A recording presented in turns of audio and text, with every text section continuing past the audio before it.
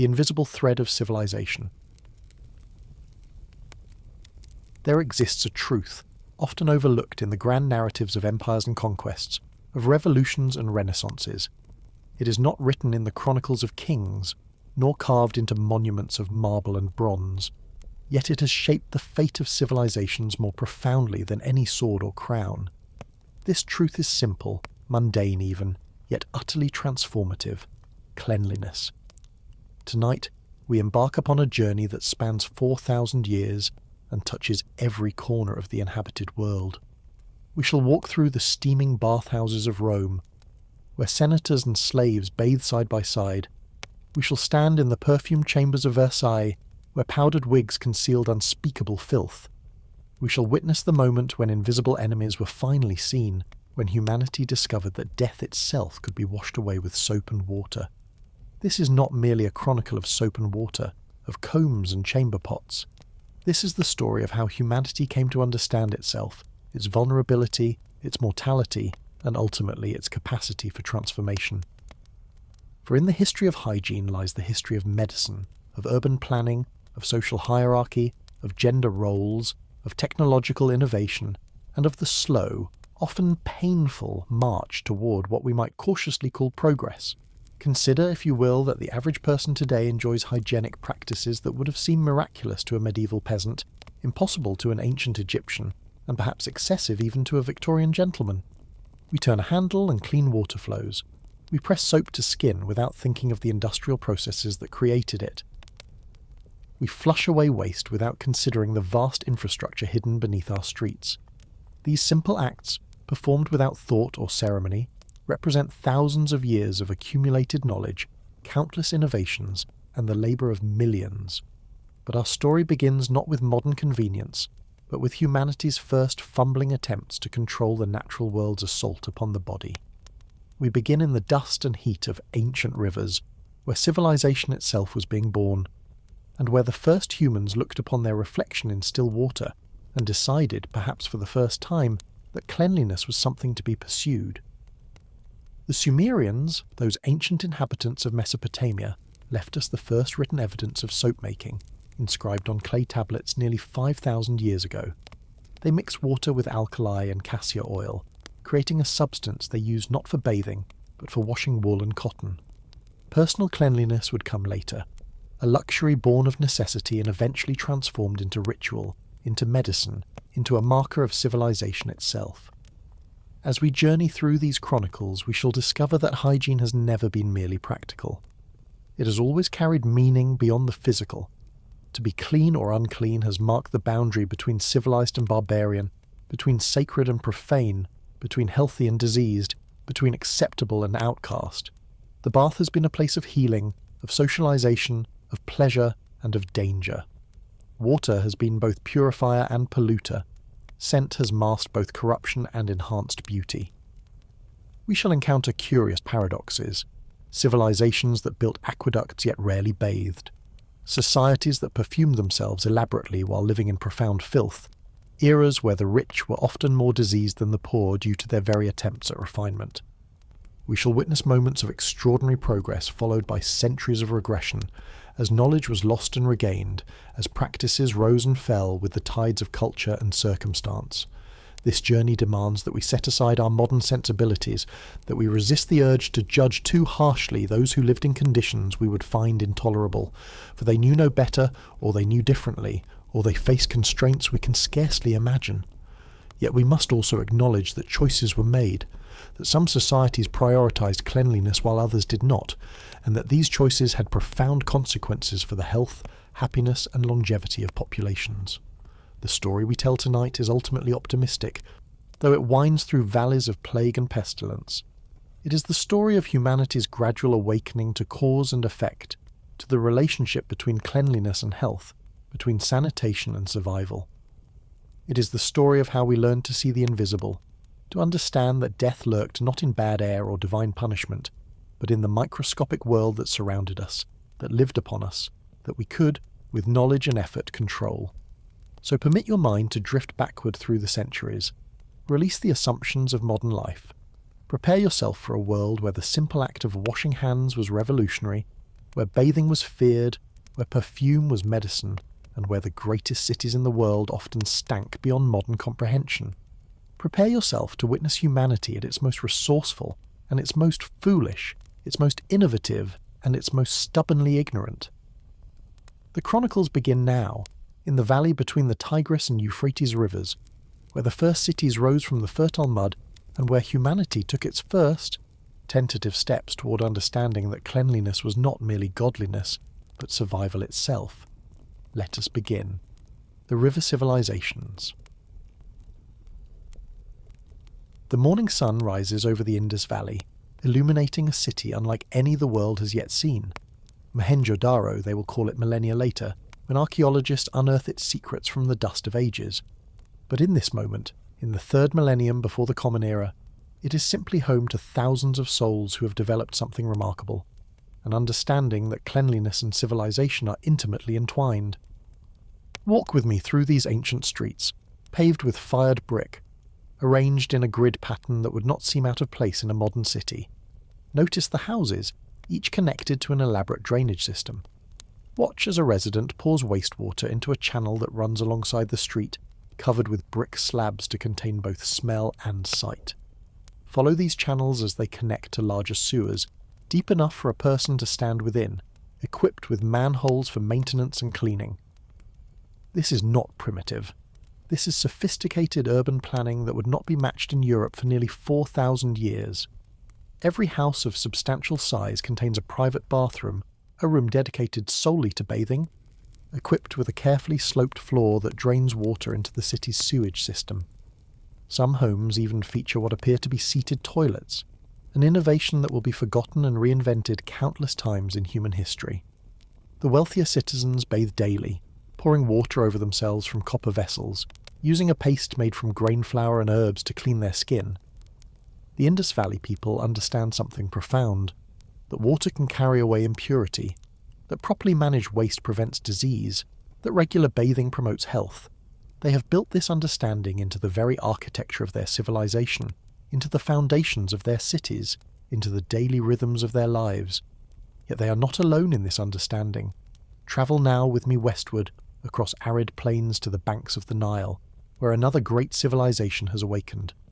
The Egyptians have developed their own elaborate relationship with cleanliness, one that will influence human hygiene practices for thousands of years to come. Here, cleanliness transcends the merely practical and becomes sacred. The priests of Egypt shave their entire bodies every third day, removing all hair from head, face, and body as an act of purification. They bathe multiple times daily in cold water from the sacred Nile, before morning prayers, before meals, before entering temples. Cleanliness is not optional for those who serve the gods. It is a requirement, a ritual, a demonstration of worthiness. But this obsession with purity extends beyond the priesthood. The average Egyptian bathes regularly in the Nile or from basins in their homes. They have developed a form of soap, mixing animal and vegetable oils with alkaline salts to create a cleansing paste. They understand the connection between clean water and health, even if they do not understand the mechanisms.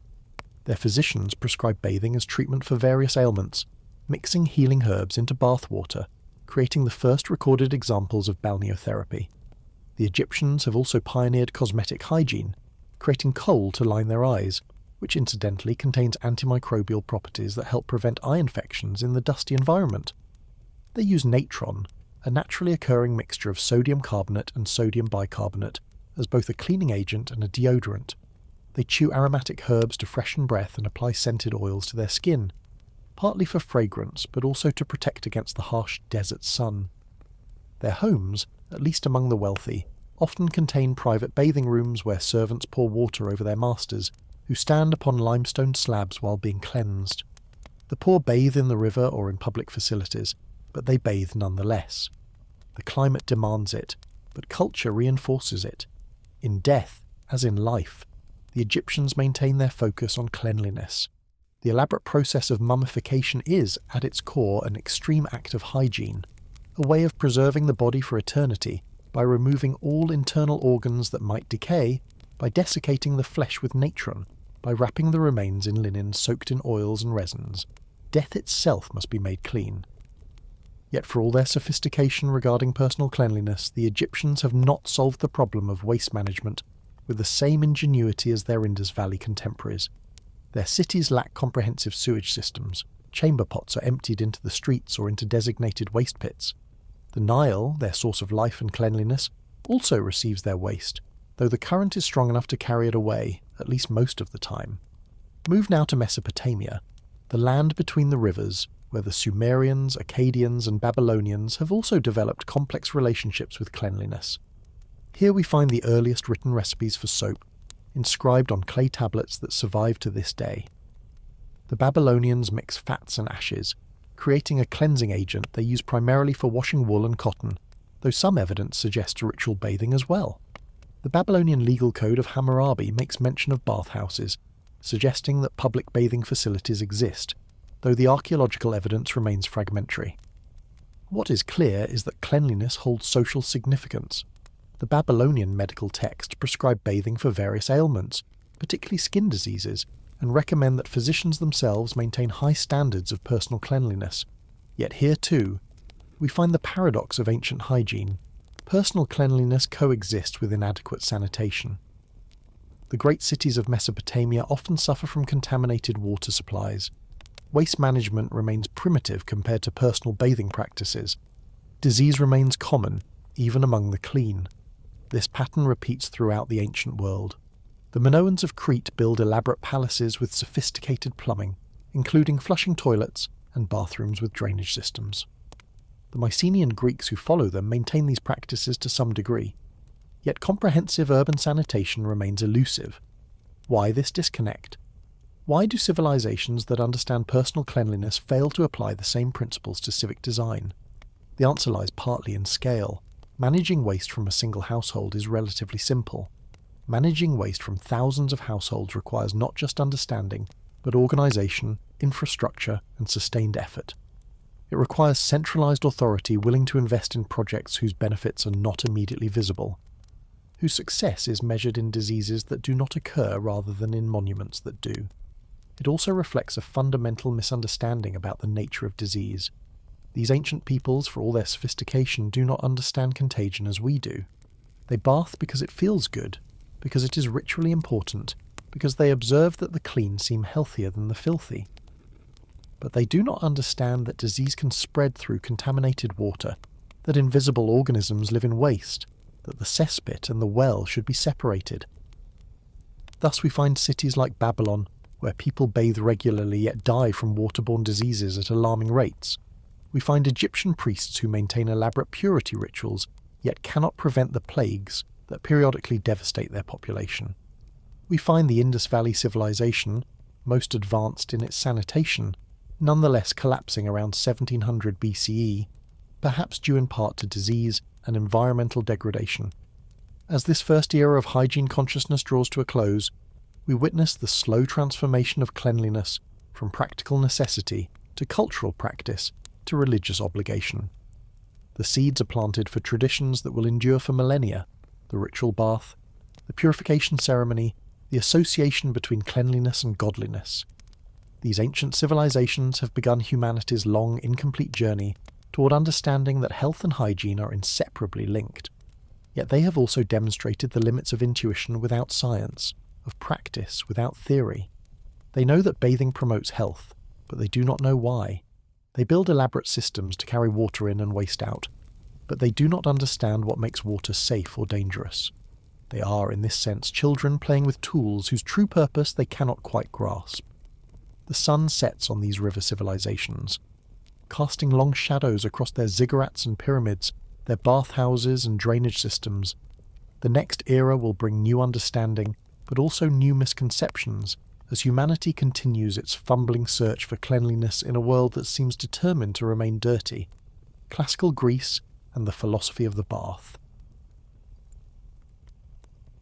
The gymnasium at Athens awakens with the first light of dawn. Young men arrive, naked as the day of their birth, ready to train their bodies and minds in the classical Greek fashion. But before they oil themselves for wrestling, before they lift weights or practice their javelin throws, they must first undergo a ritual that the Greeks consider as important as the exercise itself. They must bathe. The Greeks have elevated bathing from mere cleanliness to philosophical principle. To them, the care of the body is inseparable from the care of the soul. The very word gymnasium derives from gymnos, meaning naked. For the Greeks, exercise without clothing, believing that the body in its natural state is beautiful, worthy of cultivation, and fundamentally connected to one's character and virtue. Observe as these young athletes, these future citizens of Athens, scrape olive oil mixed with sand across their skin, using a bronze tool called a strigil to remove not just dirt and sweat but also dead skin cells. The process is methodical, almost meditative. They understand that the body is a temple, that neglecting its maintenance is a failure not just of hygiene but of philosophy. The gymnasiums of Greece are not merely training facilities, they are social institutions, centres of education where physical training occurs alongside intellectual discourse, and at the heart of each gymnasium lies the bath. After exercise, the athletes proceed to the bathing rooms, where cold water awaits them. The Greeks favour cold baths, believing them to close the pores, to invigorate the body, to strengthen the constitution against disease. Some gymnasiums feature more elaborate facilities, rooms of varying temperatures, pools for swimming, areas for massage with scented oils. The wealthier citizens have private bathrooms in their homes, equipped with terracotta bathtubs where they recline while servants pour water over them. But bathing is not the exclusive province of the rich. Public bathhouses serve those of lesser means, ensuring that even the poor can maintain standards of cleanliness. Yet the Greek approach to hygiene extends beyond bathing. They have developed a sophisticated understanding of the relationship between environment and health. The physician Hippocrates, whose oath will be sworn by doctors for millennia to come, writes extensively about the importance of clean air, clean water, and proper sanitation. His text, Airs, Waters and Places, argues that the health of a population depends fundamentally on environmental factors. Hippocrates and his followers prescribe specific hygienic practices for various ailments. They recommend bathing in mineral springs for joint pain, cold baths for fever, steam baths for respiratory complaints. They understand that different types of water have different properties, that some springs contain minerals with therapeutic value, that hot and cold water affect the body differently. The Greeks also developed the concept of the regimen, a comprehensive approach to health that includes not just medicine but diet, exercise, bathing, and lifestyle. This holistic understanding represents a significant advancement in human thinking about health. The body is not merely something that occasionally requires medical intervention. It is something that must be actively maintained through daily practices.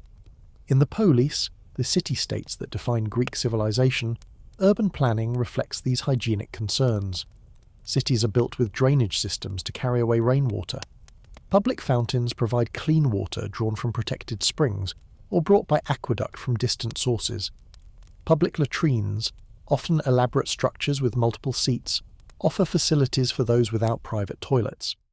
The Athenian agora, the marketplace and political centre, includes public restrooms where citizens can relieve themselves without polluting the streets. These facilities feature stone or wooden benches with holes, beneath which flow channels of water that carry waste away to cesspits outside the city walls. The Romans will later elaborate upon this design, but the Greeks established the template. Yet Greek hygiene is not without its contradictions and limitations. While they bathe regularly and maintain relatively clean public spaces, their understanding of contagion remains primitive. They believe disease spreads through miasma, bad air that arises from rotting organic matter. This is not entirely wrong. Swamps and dumps do breed disease, but it is not entirely right either. They do not understand that disease can be transmitted through direct contact, through contaminated water, through insect vectors. This misunderstanding leads to practices that, while well-intentioned, sometimes prove counterproductive. Sick individuals are isolated not because of fear of contagion in the modern sense, but because their disease is thought to emanate bad air that might affect others. The focus on bathing is partly motivated by the belief that washing removes the miasmic influence from the skin. The Greeks also maintain gender-segregated approaches to hygiene. Men exercise publicly in gymnasiums, their bodies on display, their bathing communal and social. Women bathe more privately, in women-only spaces or at home. The cultural ideal of feminine modesty means that women's hygienic practices are less documented, less public, and likely less thorough. While wealthy women have servants to help them bathe and apply cosmetics and perfumes, the average Greek woman has fewer opportunities for elaborate personal care. Perfume plays a significant role in Greek hygiene, not merely as a luxury, but as a perceived medical necessity. The Greeks produce a wide variety of scented oils, combining olive oil with flowers, herbs, and spices. These perfumes serve multiple purposes. They mask body odour, they please the senses, and they are believed to counteract miasma. Athletes oil themselves before exercise partly to facilitate the use of the strigil, but also because the aromatic oils are thought to have protective properties. Hair care represents another aspect of Greek hygiene culture. Both men and women oil their hair regularly, and combing is an important daily ritual. The Greeks understand that regular grooming prevents parasites. Lice and their eggs can be removed through diligent combing. They also use various substances to clean and condition hair, including herbs, ash, and egg mixtures. The Greek colonies scattered throughout the Mediterranean carry these hygienic practices with them, spreading Greek attitudes toward bathing and cleanliness across the ancient world. In Magna Graecia, the Greek settlements in southern Italy and Sicily, archaeologists have uncovered bathhouses that rival those in Greece proper. The gymnasium, with its associated bathing facilities, becomes a marker of Greek culture, a way of distinguishing the civilized from the barbarian. Toward the end of the classical period, as Greece falls under the sway of Macedonia and then Rome, Greek bathing culture will evolve and merge with Roman practices. But the philosophical foundation remains. The Greeks have established the principle that bodily cleanliness is connected to moral virtue, that public health requires public facilities, that the state has a responsibility to provide its citizens with clean water and proper sanitation. In the cool water of the gymnasium bath, in the philosophical discussions that happen in bathing rooms as easily as in lecture halls, in the daily ritual of oil and strigil, the Greeks have created a culture where hygiene is not just accepted but celebrated, not just practical but philosophical. They have shown that a civilization's attitude toward cleanliness reveals much about its values, its understanding of human nature, and its vision of the good life. As twilight descends on the classical world, as Athens loses its political dominance, the legacy of Greek hygiene persists. The Romans will build on this foundation, will take the Greek bathhouse and transform it into something grander, more elaborate, more decadent perhaps, but the essential insight remains that clean bodies and clean minds are the foundation of civilization itself. Rome and the golden age of bathing. The city has awakened, and with it the thunderous flow of water through the Aqua Claudia, one of 11 aqueducts that bring over 1 million cubic meters of fresh water into Rome every single day.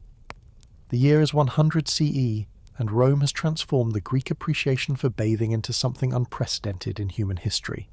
A comprehensive city-wide system of public hygiene that serves nearly 1 million people. Stand with me at the gates of the Baths of Trajan, one of the massive public bathhouses that dominate the Roman urban landscape. The building complex covers 11 acres, an area larger than many towns. Within its walls exist not just bathing facilities but gardens, libraries, lecture halls, shops, and restaurants. The baths are not merely places to get clean, they are the social heart of Roman life. The admission fee is minimal, a single quadrans, less than a penny, ensuring that even the poorest citizens can afford daily bathing. Children enter free. This is not charity, it is policy. The Romans understand that a clean population is a healthy population, and a healthy population is essential for maintaining the empire's vast military and economic machine. Follow a Roman citizen through their bathing routine, observing a ritual so elaborate it would seem almost comical if it were not so effective. They enter the apoditerium, the changing room, where slaves guard their clothes and valuables. Then begins the progressive journey through rooms of increasing temperature. First the tepidarium, a warm room that allows the body to adjust, then the caldarium, the hot room heated by an elaborate system of furnaces and hollow walls through which hot air circulates. In the caldarium, heated to temperatures that would be uncomfortable for the uninitiated, the Romans sweat. They understand, intuitively if not scientifically, that perspiration opens pores, that heat kills certain pathogens, that the body releases toxins through sweat. Slaves scrape their skin with strigils, removing accumulated oil, dirt, and dead cells. Some citizens opt for massage with perfumed oils, a service provided by professional masseurs. After the heat comes the cold plunge, the frigidarium. The shock of cold water after intense heat invigorates, stimulates circulation, closes the pores. The Romans have elevated temperature contrast to an art form, using hot and cold to manipulate the body's responses, to promote health, to create a feeling of profound cleanliness and vitality. But the genius of Roman bathing extends beyond the bathhouses themselves.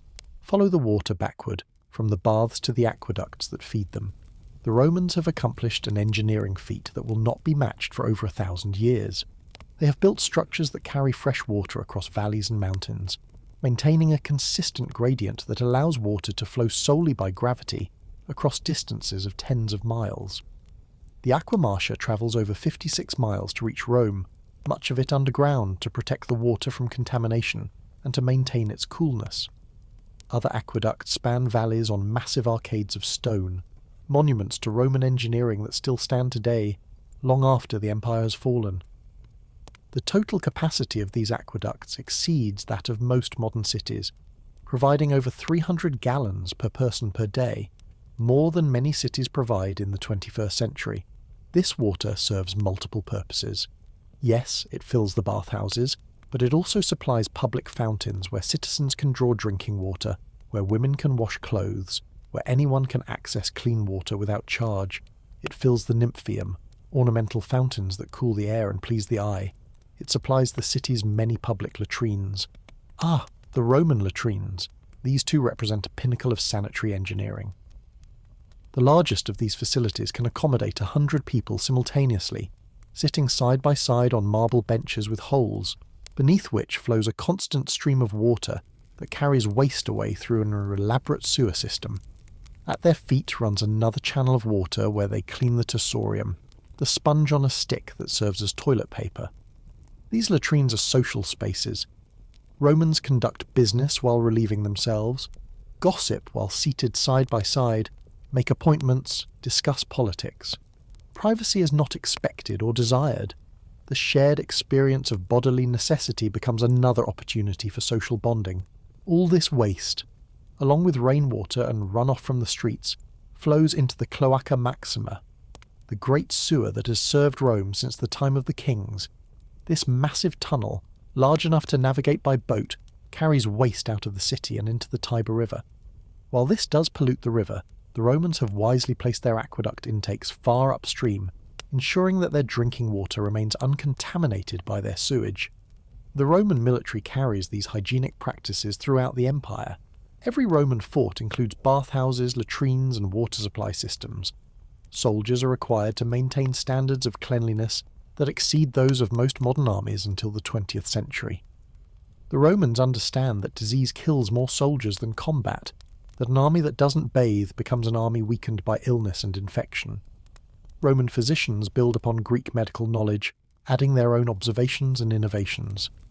Galen, the most influential medical writer of the Roman era, prescribes specific bathing regimens for different conditions. He recommends hot baths for chronic pain, cold baths for acute inflammation, mineral baths for skin diseases. He understands that different types of bathing serve different therapeutic purposes. The Romans also develop a sophisticated understanding of water quality. They prefer spring water to river water, water from mountains to water from lowlands. They test water by observing how it tastes, how quickly it boils, how it affects the copper vessels in which it's stored. While they don't understand microbiology, they have learned through observation which water sources tend to cause illness and which don't. Perfume becomes an industry in Rome, with specialized shops selling a vast array of scented oils and unguents. Romans apply perfume liberally, not just to mask body odor, but as a form of conspicuous consumption, a way of displaying wealth and status. The most expensive perfumes, that imported from Arabia and India, cost more than their weight in gold. Soap, too, becomes more sophisticated. The Romans import sapo from Germania. The word soap derives from this Germanic term, a mixture of animal fats and plant ashes that creates a substance more effective than simple oil for removing dirt. Initially used primarily for cleaning wool, it gradually finds application in personal hygiene, particularly among the military. Yet for all their advancement, Roman hygiene has its dark sides and limitations. The public baths, while promoting cleanliness, also serve as vectors for disease transmission. The water in the pools, changed infrequently, becomes contaminated with sweat, skin cells, and worse. Swimmers with open wounds or infections share water with healthy individuals. Eye infections spread rapidly among regular bathers. The Romans do not understand the relationship between contaminated water and disease. They will close baths during plague outbreaks, but not because they understand contagion, rather because they believe the bad air of disease concentrates in enclosed spaces. This misunderstanding allows waterborne diseases to spread unchecked through the very facilities designed to promote health. Lead pipes, used extensively in Roman plumbing, leach poison into the water supply. The Romans know that lead is toxic. Their physicians warn against its use in cooking vessels, but they do not recognize the chronic poisoning that results from drinking water transported through lead pipes. Some historians speculate that lead poisoning may have contributed to the decline of Roman leadership, though this theory remains controversial. Gender inequality persists in Roman bathing culture. While both men and women use the baths, they bathe separately at different times of day. Women typically bathe in the morning when the water is cleanest, men in the afternoon. This schedule reflects not just modesty, but also the lower priority given to women's health and comfort. Some bathhouses provide less elaborate facilities for women, with fewer rooms and less sophisticated heating systems. Slavery underlies the entire system.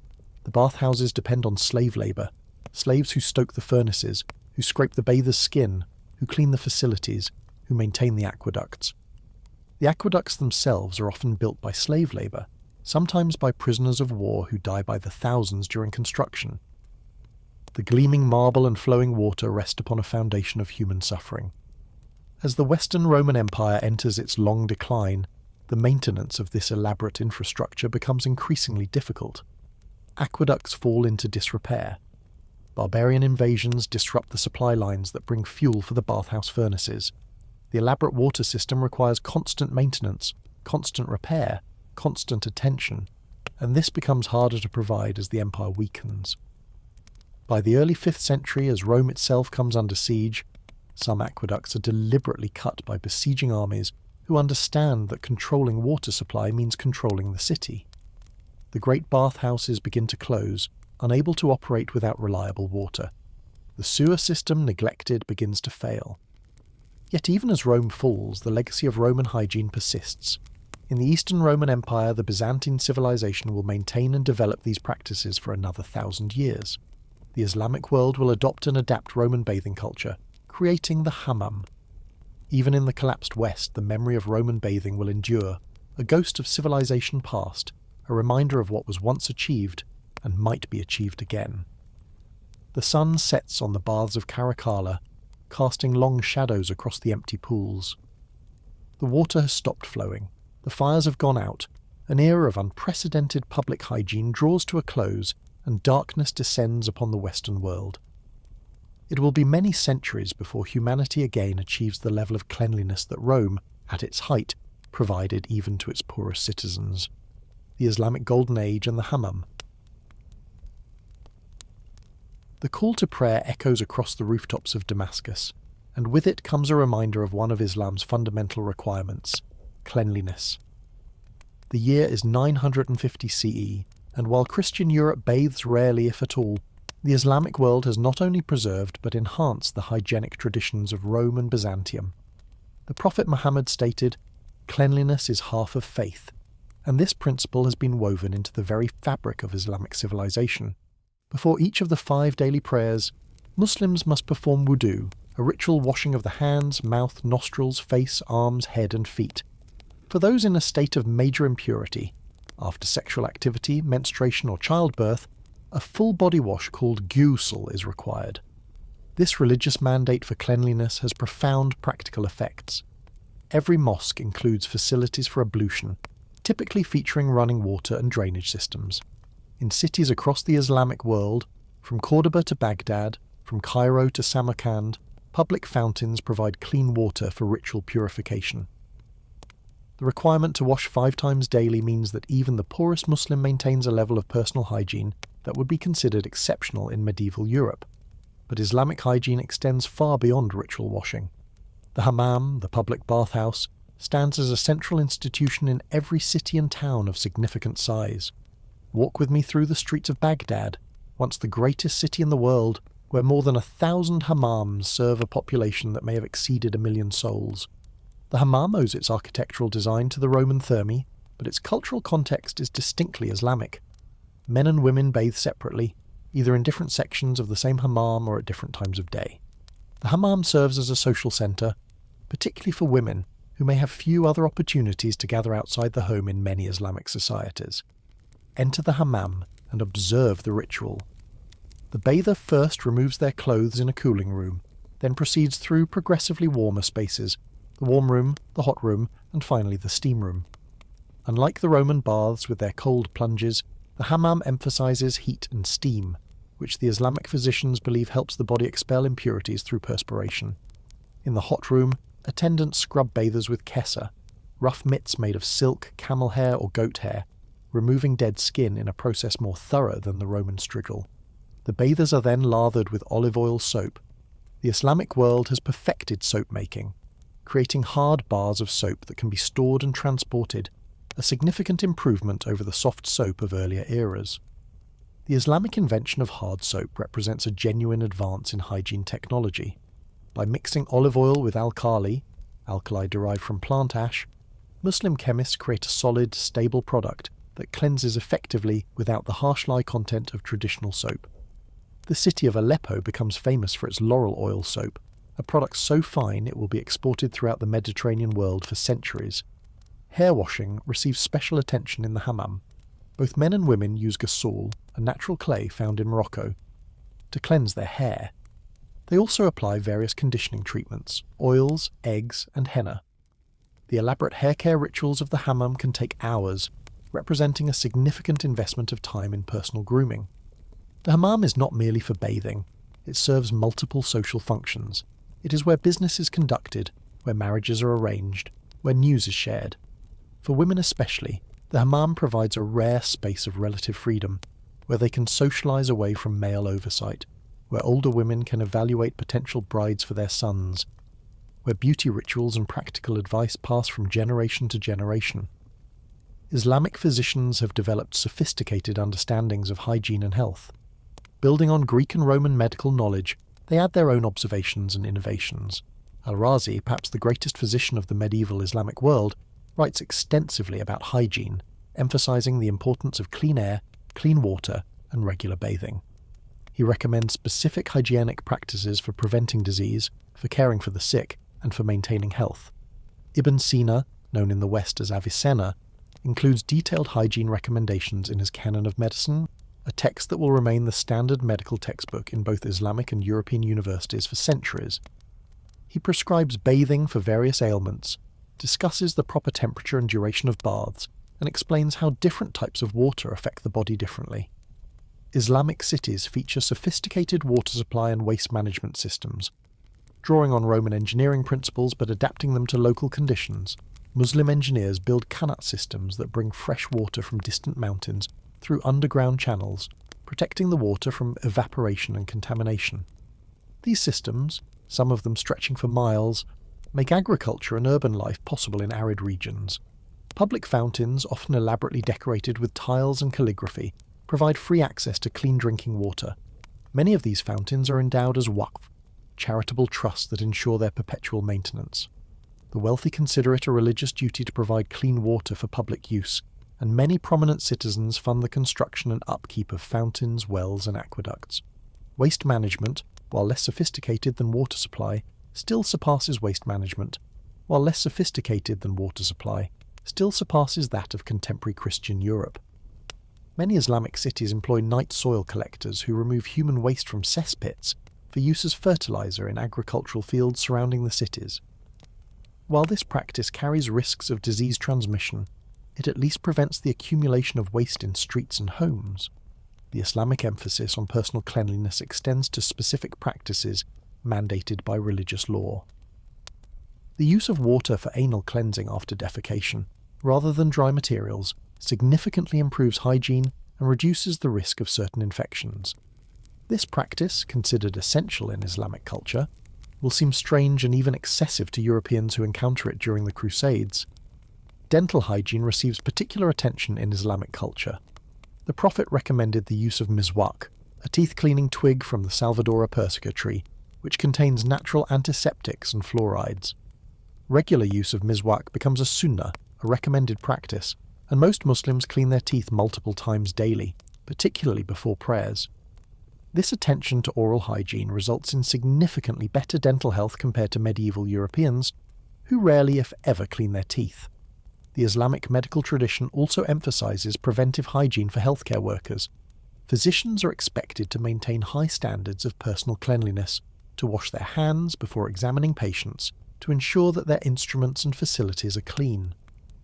While they do not understand germ theory, they observe that cleanliness reduces the incidence of infection in surgical patients. Hospitals throughout the Islamic world incorporate hygienic principles into their design.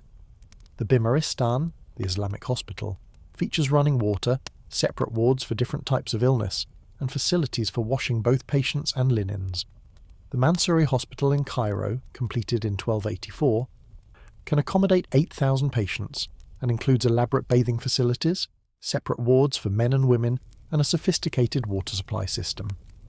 The Islamic world also develops the concept of the public toilet as a charitable endowment. Wealthy patrons fund the construction of latrines that serve the public free of charge, considering this a pious act. These facilities, while varying in sophistication, at minimum provide a designated place for elimination, preventing the fouling of streets and public spaces. Trade brings Islamic hygienic practices into contact with other civilizations. Soap, perfumes and cosmetics manufactured in Islamic lands become luxury goods sought throughout the Mediterranean world and beyond.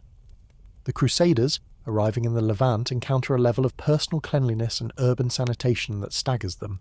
Many will adopt some of these practices, though European culture as a whole remains resistant. Islamic Andalusia, the Muslim kingdom in Spain, represents perhaps the pinnacle of medieval Islamic hygiene.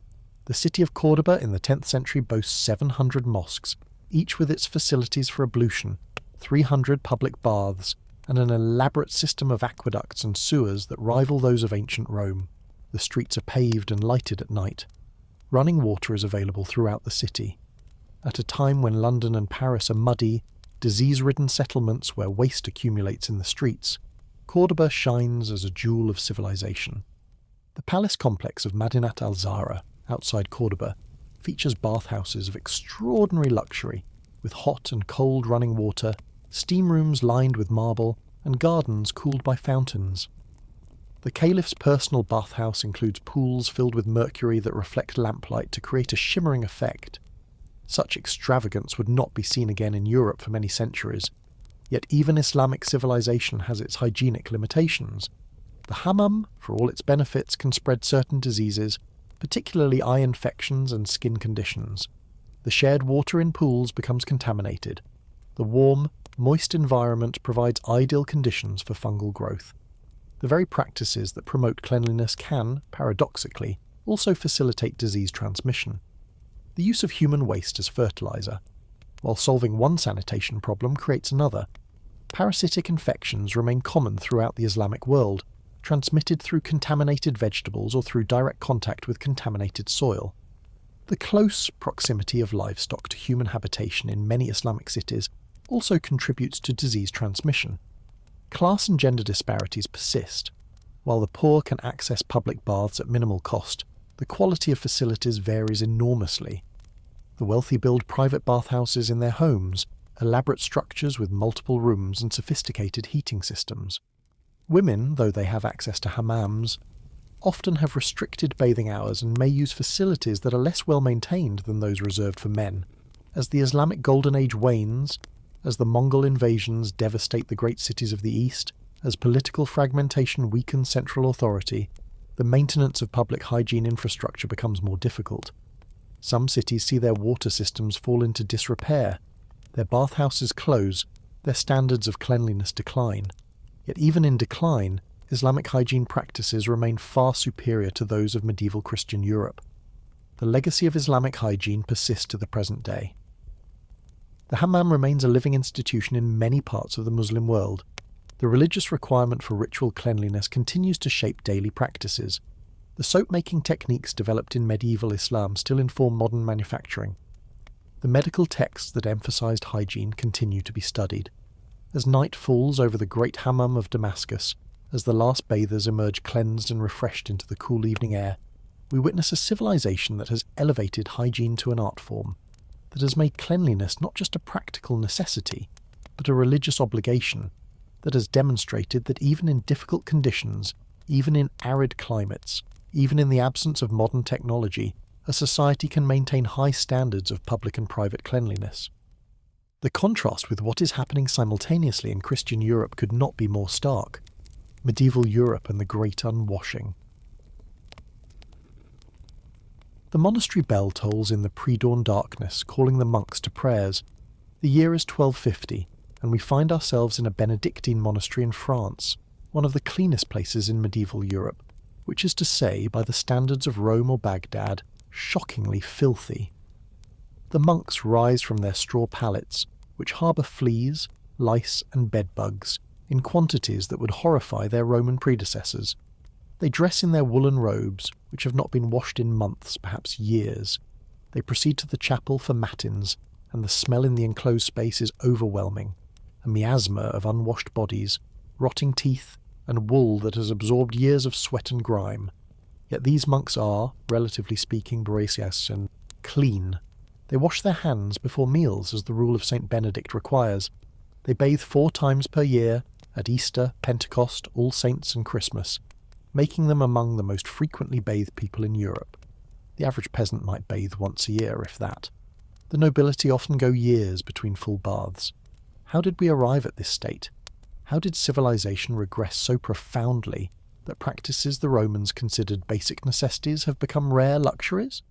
The collapse is multifaceted, rooted in economics, religion, politics, and simple catastrophe. When Rome fell, its elaborate infrastructure fell with it. The aqueducts, those marvels of engineering that had supplied water to millions, and were cut by invading armies or simply fell into disrepair. The knowledge of how to maintain them was lost. The political will to invest in public works evaporated as centralized authority collapsed into feudalism. The great bathhouses closed. Without reliable water supply, without fuel for the furnaces, without the economic surplus to maintain such elaborate facilities, they simply ceased to function. Some were destroyed by barbarian invaders. Others were converted to churches or fortifications. Still others simply crumbled, their marble stripped for other building projects, their sophisticated heating systems left to decay. But the loss of infrastructure alone does not explain the profound cultural shift away from bathing. The early church played a role, though its influence is often oversimplified. Christianity did not explicitly forbid bathing, but it did regard bodily cleanliness as less important than spiritual purity. Indeed, some church fathers actively discouraged bathing, seeing it as a form of vanity, a distraction from spiritual concerns, or worse, a temptation to sin. The public bathhouses of Rome had become associated with prostitution and sexual license. Early Christians, reacting against Roman decadence, rejected not just the immorality but the entire institution of public bathing. Some saints were praised specifically for their filthiness, for their rejection of bodily cleanliness in favour of spiritual devotion. St. Benedict's sister, St. Scholastica, reportedly never bathed after taking her religious vows. St. Agnes was said to have died at age 13 without ever having bathed. St. Abraham went 50 years without washing his face or feet. These were not cautionary tales but inspirational stories, examples of holy devotion that transcended worldly concerns like cleanliness. The equation was stark. Cleanliness was worldly, dirt was godly. The mortification of the flesh included living with filth, with parasites, with the stench of one's own unwashed body. Some hermits even wore hair shirts, garments deliberately designed to irritate the skin and harbour lice as a form of penance. This religious attitude toward cleanliness had profound practical effects. Bathing declined not just because the infrastructure disappeared, but because the desire to bathe was itself suspect. Water was dangerous, many believed. It opened the pores, allowing disease to enter the body. Hot baths in particular were thought to weaken the constitution, to make one vulnerable to illness. Medical theory supported these beliefs. Medieval medicine, based on the ancient humoral system but corrupted by time and misunderstanding, held that health depended on the balance of four humours: blood, phlegm, yellow bile, and black bile. Bathing disrupted this balance. Water removed the protective layer of grime that sealed the pores against miasma, the poisonous vapours that were thought to cause disease. Thus the medical profession, such as it existed in medieval Europe, often advised against bathing. Physicians might recommend bathing for specific ailments, but general cleanliness was discouraged. This advice, tragically, was followed most faithfully by the wealthy and educated, while the poor, who had no choice but to work in all weathers and conditions, probably ended up inadvertently cleaner through their exposure to rain and their need to wash work grime from their hands. Consider the living conditions of a typical medieval European. The peasant dwells in a one-room cottage with a dirt floor, no windows, and a hole in the roof to allow smoke from the fire to escape. The family shares this space with their livestock in winter for warmth. There is no privy. One simply goes outside near the midden heap where all household waste accumulates. The peasant wears the same clothes day after day, month after month. Washing clothes is labour-intensive, requiring hauling water, heating it, making or obtaining soap, expensive, scrubbing the fabric, and drying it. In northern Europe's damp climate, drying can take days. Most people own only 1 or 2 sets of clothes. They cannot afford to have garments unavailable while being washed. Personal washing is limited to hands and face, and even this happens infrequently. Water must be hauled from a well or stream, often some distance from the house. In winter, water must be melted from snow or ice. Heating water requires fuel, which must be gathered or purchased. Every aspect of cleanliness requires labour and resources that the poor barely have. The medieval town is, if anything, worse than the countryside. Streets are narrow, unpaved, and covered in mud mixed with animal dung and human waste. Chamber pots are emptied from windows into the streets below, with at most a shouted warning. Butchers slaughter animals in the streets, leaving blood and offal to rot. Tanners cure hides in vats of urine and dog feces, creating an unholy stench that permeates entire neighbourhoods. London in the 13th century has no sewage system. Waste accumulates in cesspits beneath houses, which overflow regularly, seeping into wells and contaminating drinking water. The Thames River serves as both water source and sewer. Unsurprisingly, waterborne diseases are rampant. Public health measures are rudimentary at best. Some cities attempt to regulate where butchers can work, where waste can be dumped. Regulations require citizens to clean the street in front of their houses. But enforcement is haphazard, and the fundamental problem, the absence of any infrastructure for water supply or waste removal, remains unsolved. The nobility live in greater comfort, but not necessarily greater cleanliness. The castle might have a garderobe, a primitive toilet consisting of a shaft in the wall that drops waste into a moat or cesspit below. The lord and lady have servants to empty their chamber pots. They might have a wooden bathing tub that can be filled with heated water, though the labour involved means bathing remains infrequent. Medieval royalty set standards for infrequent bathing that trickle down through the social hierarchy. Queen Elizabeth III of England will later boast that she bathes once a month, whether I need it or not, considering this extraordinarily fastidious. King Louis XIV of France will be famous for his terror of water, bathing perhaps twice in his entire adult life. Perfume becomes essential in medieval high society, not as a luxury but as a necessity to mask the overwhelming body odour of people who never bathe. Pomanders, small containers of aromatic substances, are carried constantly. Herbs are strewn on floors to mask the smell of accumulated filth. The wealthy burn incense continuously. Dental hygiene is non-existent for most people. Teeth are cleaned, if at all, with a cloth or a chewed stick. Toothache is common, decay is universal, and bad breath is so ubiquitous that it is barely noticed. The wealthy sometimes have their teeth cleaned by barber surgeons, who use abrasive substances that remove stains but also damage enamel. Hair is another matter. Long hair is fashionable, particularly for women, but maintaining it without regular washing is difficult.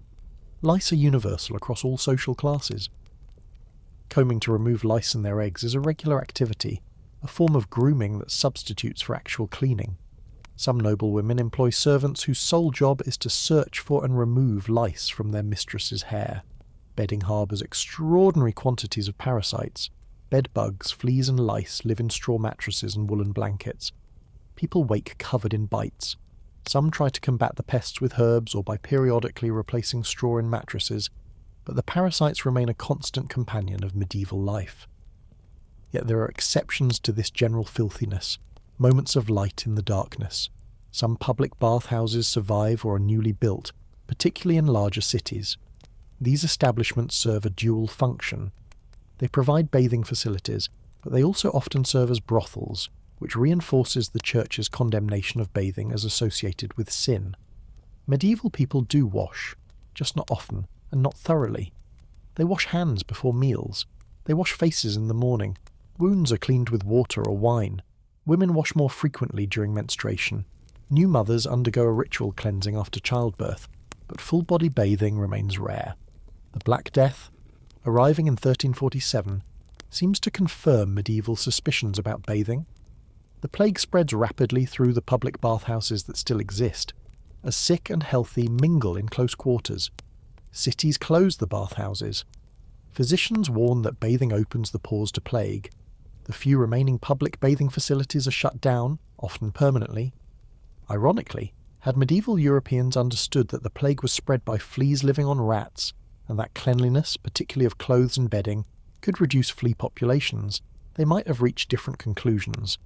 But they saw correlation without understanding causation, and drew exactly the wrong lesson, that cleanliness causes disease rather than preventing it.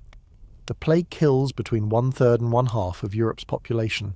It returns periodically for centuries, each outbreak reinforcing the association between bathhouses and disease. By the end of the Middle Ages, public bathing has virtually disappeared from Western Europe. The few bathhouses that remain operate under strict regulations and constant suspicion.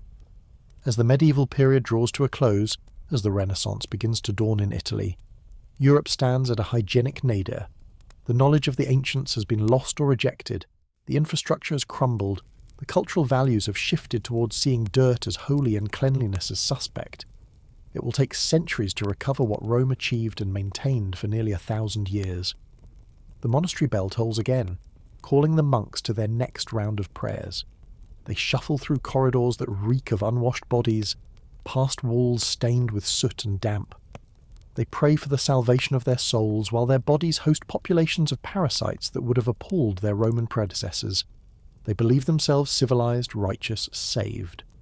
They do not realize they are living through one of the most profoundly unhygienic periods in human history. The darkness is deep, but dawn eventually will come. The Renaissance and ambivalent cleanliness. The morning sun illuminates the canals of Venice, casting golden light across the water that serves as both thoroughfare and sewer. The year is 1520, and Europe stands at a crossroads between medieval squalor and a slow, uncertain movement toward rediscovering cleanliness. Leonardo da Vinci, in his notebooks, sketches elaborate plans for urban sanitation systems that will not be built for centuries. He envisioned cities with 2 levels of streets, upper streets for pedestrians and lower streets for carts and waste removal. He designs public latrines with running water. He proposes regulations requiring citizens to clean streets and dispose of waste properly. His ideas, brilliant and practical, will be largely ignored by his contemporaries. The Renaissance brings renewed interest in classical learning, and with it, some reconsideration of classical practices. Humanist scholars, reading Galen and Celsus, discover that the ancients bathed regularly and believed in the health benefits of cleanliness. This creates cognitive dissonance. If the admired ancients valued bathing, why does Christian Europe reject it? Yet the Renaissance embrace of classical culture does not translate into widespread bathing. Reading about Roman thermae is not the same as building new bathhouses.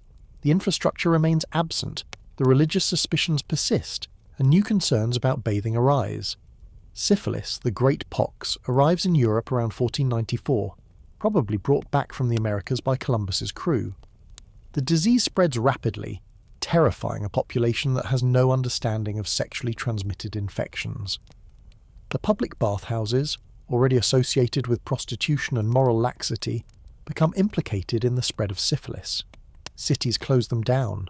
Physicians warn against bathing, claiming it opens the pores to syphilitic infection. The bathing establishments that do remain operate under heavy regulation and moral suspicion. In some German cities, bathhouse keepers must swear oaths not to permit immoral behaviour.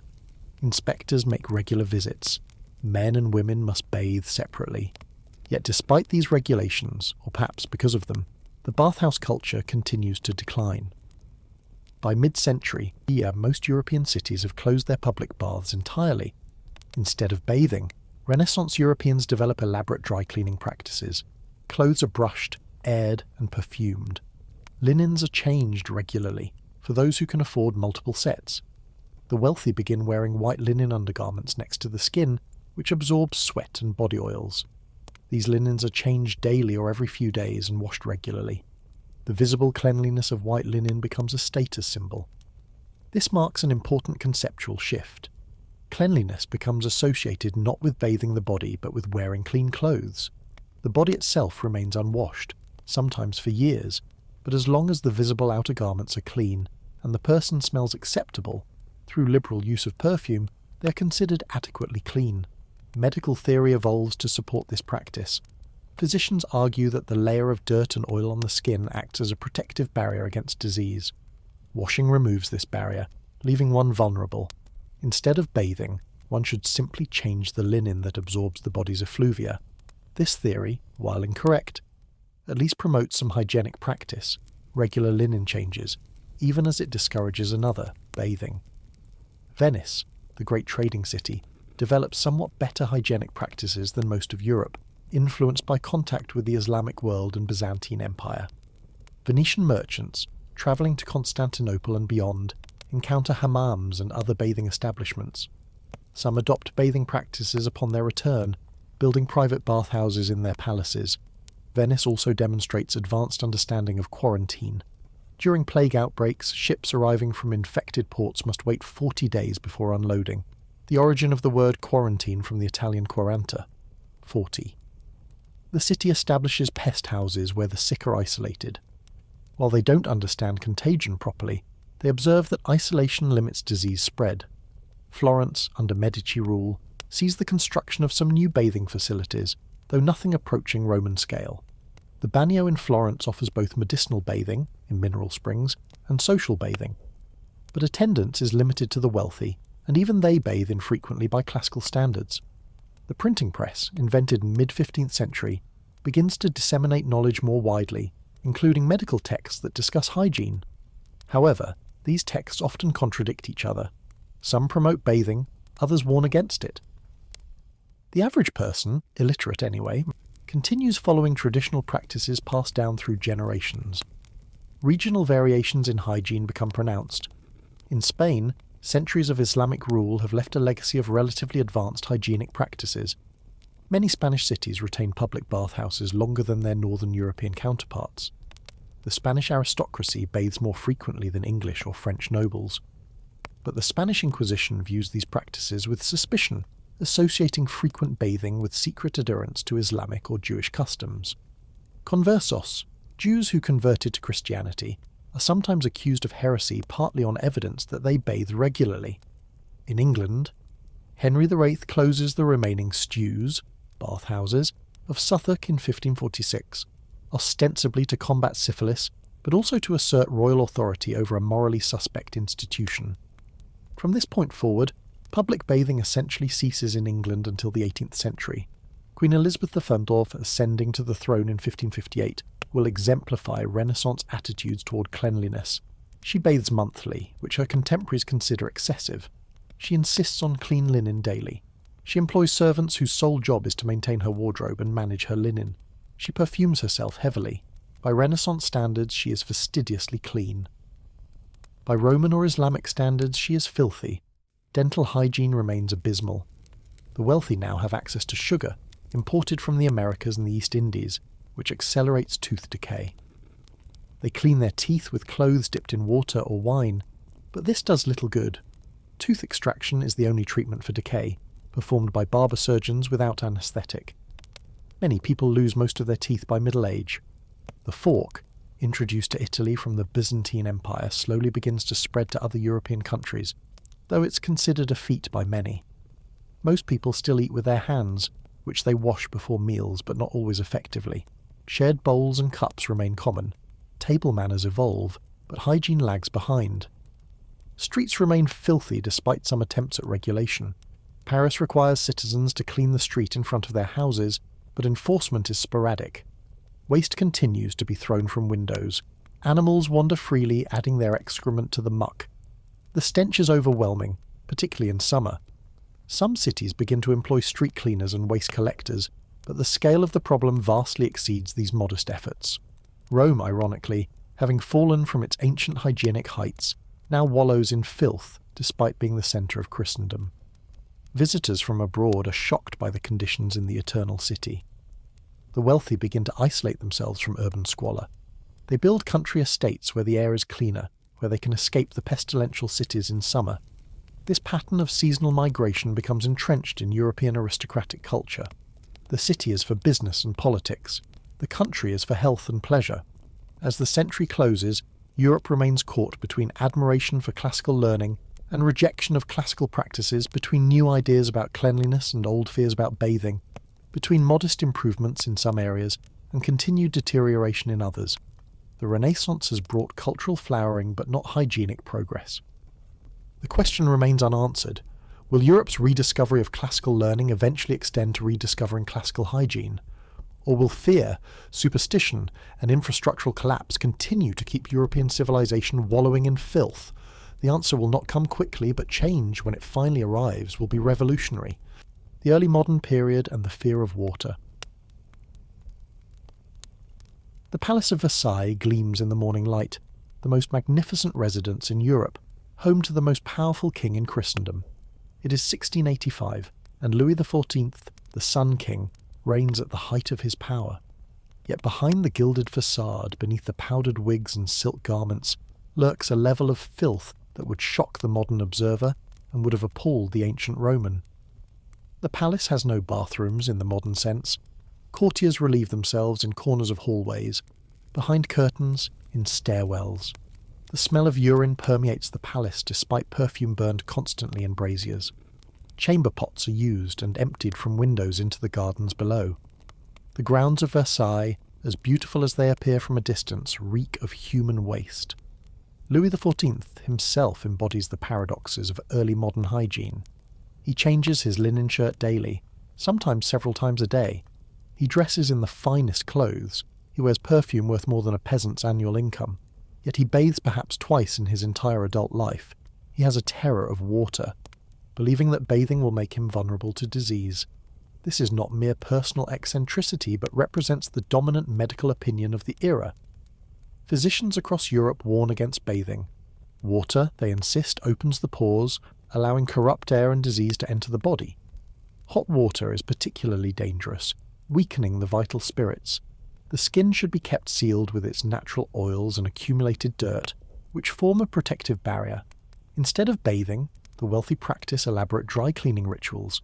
They rub their skin with dry cloths to remove excess oils. They powder their bodies with crushed herbs and flour to absorb moisture and mask odour. They perfume themselves lavishly. They change their linen frequently, and the cleanliness of one's linen becomes the primary marker of personal hygiene. The morning toilette becomes an elaborate ritual among the aristocracy, particularly in France. A noblewoman might spend hours being dressed, powdered, perfumed, and coiffed by her servants. But this ritual never includes bathing. The face might be washed with wine or rosewater, but the body remains untouched by water for months or years at a time. Cosmetics are used heavily, partly to enhance beauty, but also to mask the physical effects of poor hygiene. White lead powder creates a fashionably pale complexion while covering blemishes and sores. Rouge adds colour to cheeks. Beauty marks hide imperfections. The elaborate makeup serves a dual function. It creates beauty and conceals the consequences of never washing. Hair care presents particular challenges. The wealthy wear elaborate wigs, which spare them from needing to maintain their own hair. The wigs themselves are expensive, constructed from human hair, often purchased from the poor. They're powdered white with wheat flour or starch mixed with perfumes. They're rarely cleaned. Instead, they're simply repowdered to mask odour and refreshed with perfume. Beneath the wigs, natural hair may go unwashed for months. It's oiled to keep it manageable, which attracts dirt and provides ideal conditions for lice. Lice are universal across all social classes. Scratching one's head is so common it is barely remarked upon. Some people develop special scratching tools that can be inserted under the wig to reach the scalp. The situation among common people is even worse. They cannot afford frequent changes of linen or expensive perfumes. They work in all weathers, becoming wet and dirty, but they rarely have the opportunity to bathe. Their clothes, worn continuously, become saturated with sweat and grime. In winter, they may add layers without removing the inner ones, wearing the same underlayers for the entire cold season. Public bathing has essentially disappeared from most of Europe. The bathhouses that survived the Middle Ages have closed due to plague fears, syphilis concerns, and moral objections. Some German and Swiss cities retain bathhouses, but these are exceptions. For the majority of Europeans, the very concept of public bathing has faded from cultural memory. Private bathing, while not forbidden, is rare and often specifically prescribed by physicians for particular ailments, rather than practiced for general cleanliness. A person with certain skin conditions might be advised to bathe in mineral springs. A woman might bathe as part of preparation for childbirth or after delivery, but regular bathing for health or cleanliness is simply not practiced. The fear of water extends to children. The medical texts warn that bathing infants is dangerous. The baby should be rubbed with oil and powder, but not immersed in water. This practice likely increases infant mortality, as the protective vernix caseosa, the waxy coating on newborns, is removed with oil, while bacteria from unwashed hands and clothes are introduced directly to the infant's skin. Streets in cities remain abominable. Despite some regulations requiring cleanliness, enforcement is weak and the infrastructure insufficient. Paris has open sewers running down the middle of streets. London streets are covered in a mixture of mud, horse manure and human waste. After rain, they become impassable quagmires. In dry weather, dust and smell are overwhelming.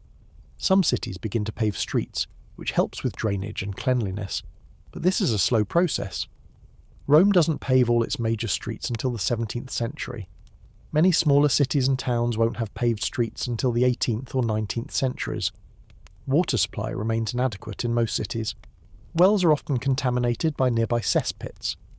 The wealthy have servants who fetch water from public fountains or purchase water from water carriers.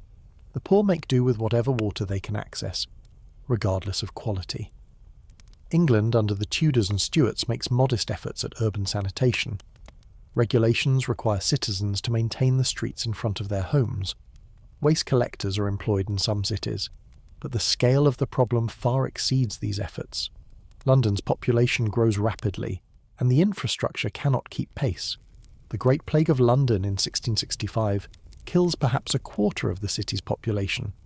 The disease spreads through a population living in extraordinary filth, in close quarters, with no understanding of contagion.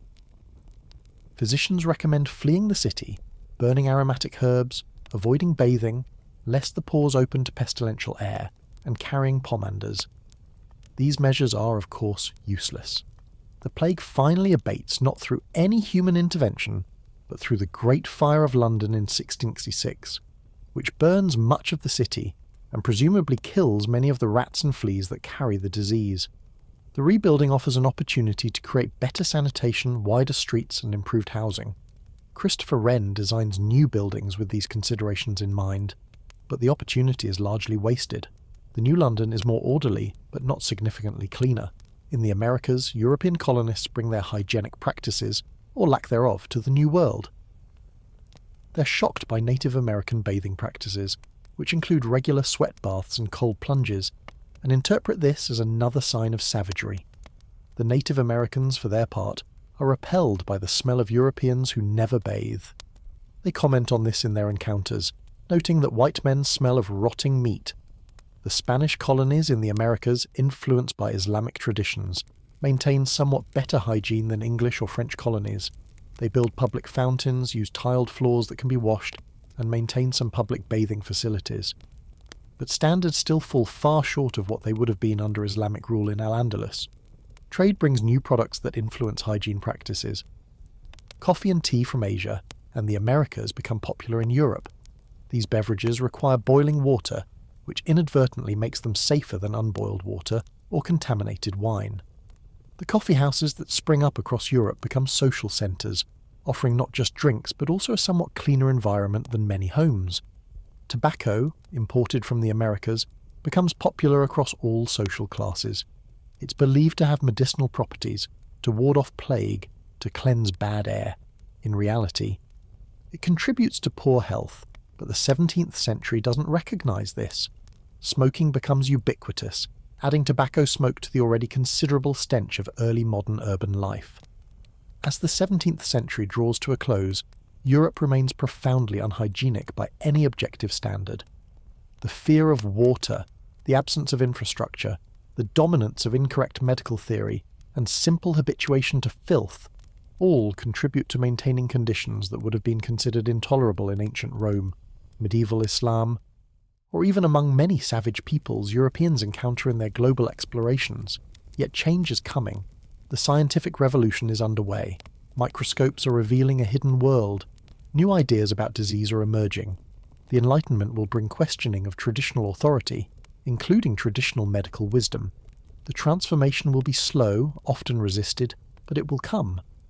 The Sun King sleeps in his filthy palace, his unwashed body beneath silk sheets, his chamber pot waiting to be emptied from the window in the morning.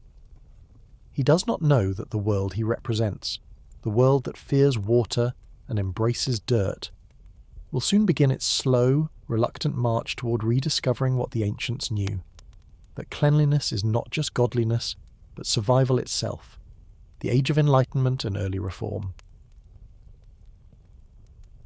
The year is 1676, and a Dutch cloth merchant named Antony van Leeuwenhoek peers through a lens of his own design, observing a drop of water from a nearby pond. What he sees astounds him. The water teems with tiny creatures, invisible to the naked eye, swimming, darting, living an entire existence in a world humans never knew existed. He scrapes material from between his own teeth and observes it under his microscope. Again, he finds countless tiny organisms. He writes to the Royal Society in London, describing these animalcules in careful detail. The scientists are sceptical, but eventually confirm his observations. The invisible world has been revealed. This discovery will eventually transform human understanding of disease and hygiene, but that transformation will take centuries. For now, most physicians dismiss the animalcules as curiosities, unconnected to illness or health. The dominant theory of disease remains miasma, bad air, with no role for microscopic organisms. Yet the scientific revolution, of which Leeuwenhoek's microscopy is part, gradually begins to chip away at traditional beliefs about bathing and cleanliness. Scientists start questioning ancient authorities, testing hypotheses through observation and experiment. This new approach will eventually revolutionize hygiene practices, though the process is painfully slow. In England, physician John Locke writes in his treatise, Some Thoughts Concerning Education, 1693, that children should be bathed regularly in cold water to strengthen their constitutions. This is radical advice for the era, though Locke still accepts many traditional ideas about health. His advocacy for cold bathing represents a tentative step toward reconsidering water's role in health. The philosopher and scientist Robert Boyle conducts experiments on the properties of water and air, challenging ancient theories about the elements. While he doesn't directly address hygiene, his empirical approach establishes a methodology that will eventually be applied to questions of cleanliness and disease. In France, the Enlightenment brings new attention to public health and urban planning. Voltaire writes scathingly about the filthy conditions in Paris, comparing French cities unfavourably to those he observes in England and Holland. The philosophes begin advocating for reforms, though implementation lags far behind their rhetoric. The concept of ventilation gains popularity among Enlightenment thinkers. They believe that fresh air is essential for health, that stagnant air causes disease. While still based on miasma theory, this emphasis on air circulation has some practical benefits. Buildings are designed with better airflow. The wealthy begin opening windows regularly, a practice previously avoided for fear of admitting bad air. Hospitals, traditionally places where the poor go to die, begin to receive attention from reformers. Some physicians notice that hospital patients die at appalling rates and suspect that the crowded, filthy conditions contribute to mortality. They advocate for cleaner wards, better ventilation, and the washing of linens. Progress is slow, but the seed of hospital hygiene is planted. In 1747, Scottish physician James Lind conducts one of the first clinical trials, demonstrating that citrus fruits prevent scurvy among sailors. While not directly related to hygiene, this represents the emerging empirical approach to medicine that will eventually revolutionize understanding of health and cleanliness. Observation and experiment, not ancient authority, will determine what practices promote health. Sea bathing becomes fashionable among the English wealthy in the mid-18th century. Physicians prescribe immersion in cold seawater for various ailments. Coastal towns like Brighton and Bath become spa destinations. The therapeutic value is probably minimal, but the cultural significance is enormous. Bathing is being rehabilitated, made respectable again, even if initially only in specific contexts. Bath, with its natural hot springs, becomes particularly popular. The city's Roman baths are rediscovered and partially restored. The wealthy flock to Bath to take the waters, both bathing in them and drinking them. Elaborate social rituals develop around the bathing experience. It becomes fashionable, even mandatory among certain circles, to spend a season at Bath. Yet this revival of bathing remains limited. It's medicinal bathing, done for specific health purposes, not regular bathing for cleanliness. Most people still never fully immerse themselves in water except under doctor's orders. Home bathing remains rare, requiring servants to haul and heat large quantities of water, making it practical only for the wealthy. The wealthy begin installing bathing rooms in their homes, though these are used infrequently. A copper or tin bathtub is filled with hot water by servants. The master or mistress bathes, and the tub is emptied and stored away. The labour involved is considerable, ensuring that even those with the means to bathe do so only occasionally. In the American colonies, attitudes toward bathing vary by region and ethnic background. The Puritans of New England view regular bathing with suspicion, associating it with vanity and worldliness. Yet they do wash hands and faces, maintain relatively clean linen, and value tidiness if not thoroughness. The southern colonies, influenced by English gentry culture, follow English practices of infrequent bathing with elaborate perfuming and linen changes. Native Americans continue their regular bathing practices, including sweat lodges followed by cold plunges. European colonists remain perplexed by this, interpreting it variously as savagery, curiosity, or occasionally as a practice that might have merit. Some frontier settlers adopt Native American bathing practices out of practical necessity or observation of their benefits. Benjamin Franklin, the epitome of Enlightenment values, advocates for what he calls air baths, sitting naked in his room for an hour each day to allow air to circulate around his body. He also enjoys swimming and cold water bathing, considering these healthful. Franklin represents the Enlightenment ideal, questioning tradition, valuing empirical observation, and willing to adopt practices that evidence suggests are beneficial. The emerging middle class begins to differentiate itself partly through hygienic practices. While they cannot afford the elaborate toilettes of the aristocracy, they can and do maintain cleaner homes, cleaner clothes, and somewhat more regular washing than the poor. Cleanliness begins to be associated with bourgeois respectability, a marker of middle-class status. Soap production increases and prices gradually decrease, making soap more accessible to common people. The development of new manufacturing processes allows for mass production of soap of reasonable quality. While still expensive by modern standards, soap becomes something that even working families can occasionally afford. Laundry practices improve modestly. The middle class hires laundresses or sends washing out to be done. The process remains labour-intensive. Clothes must be soaked, boiled, beaten, rinsed, and dried. But it happens more regularly than in previous centuries. Clean linen becomes a mark of respectability. Cotton fabric, imported from India and later produced in English mills, revolutionises clothing. Cotton can withstand hot water washing better than wool, doesn't attract moths like silk, and is less expensive than linen. The spread of washable cotton clothing contributes to improved hygiene, as clothes can be laundered more frequently. Urban sanitation remains abysmal despite Enlightenment rhetoric. Paris makes some efforts at street cleaning and waste removal, but the basic problems, lack of sewage systems, contaminated water supplies, animal waste, persist. The philosophes write eloquently about the need for reform, but municipal governments lack the resources or will to implement comprehensive changes. Some cities begin experimenting with covered sewers. These represent improvements over open ditches, reducing smell and separating sewage from pedestrians.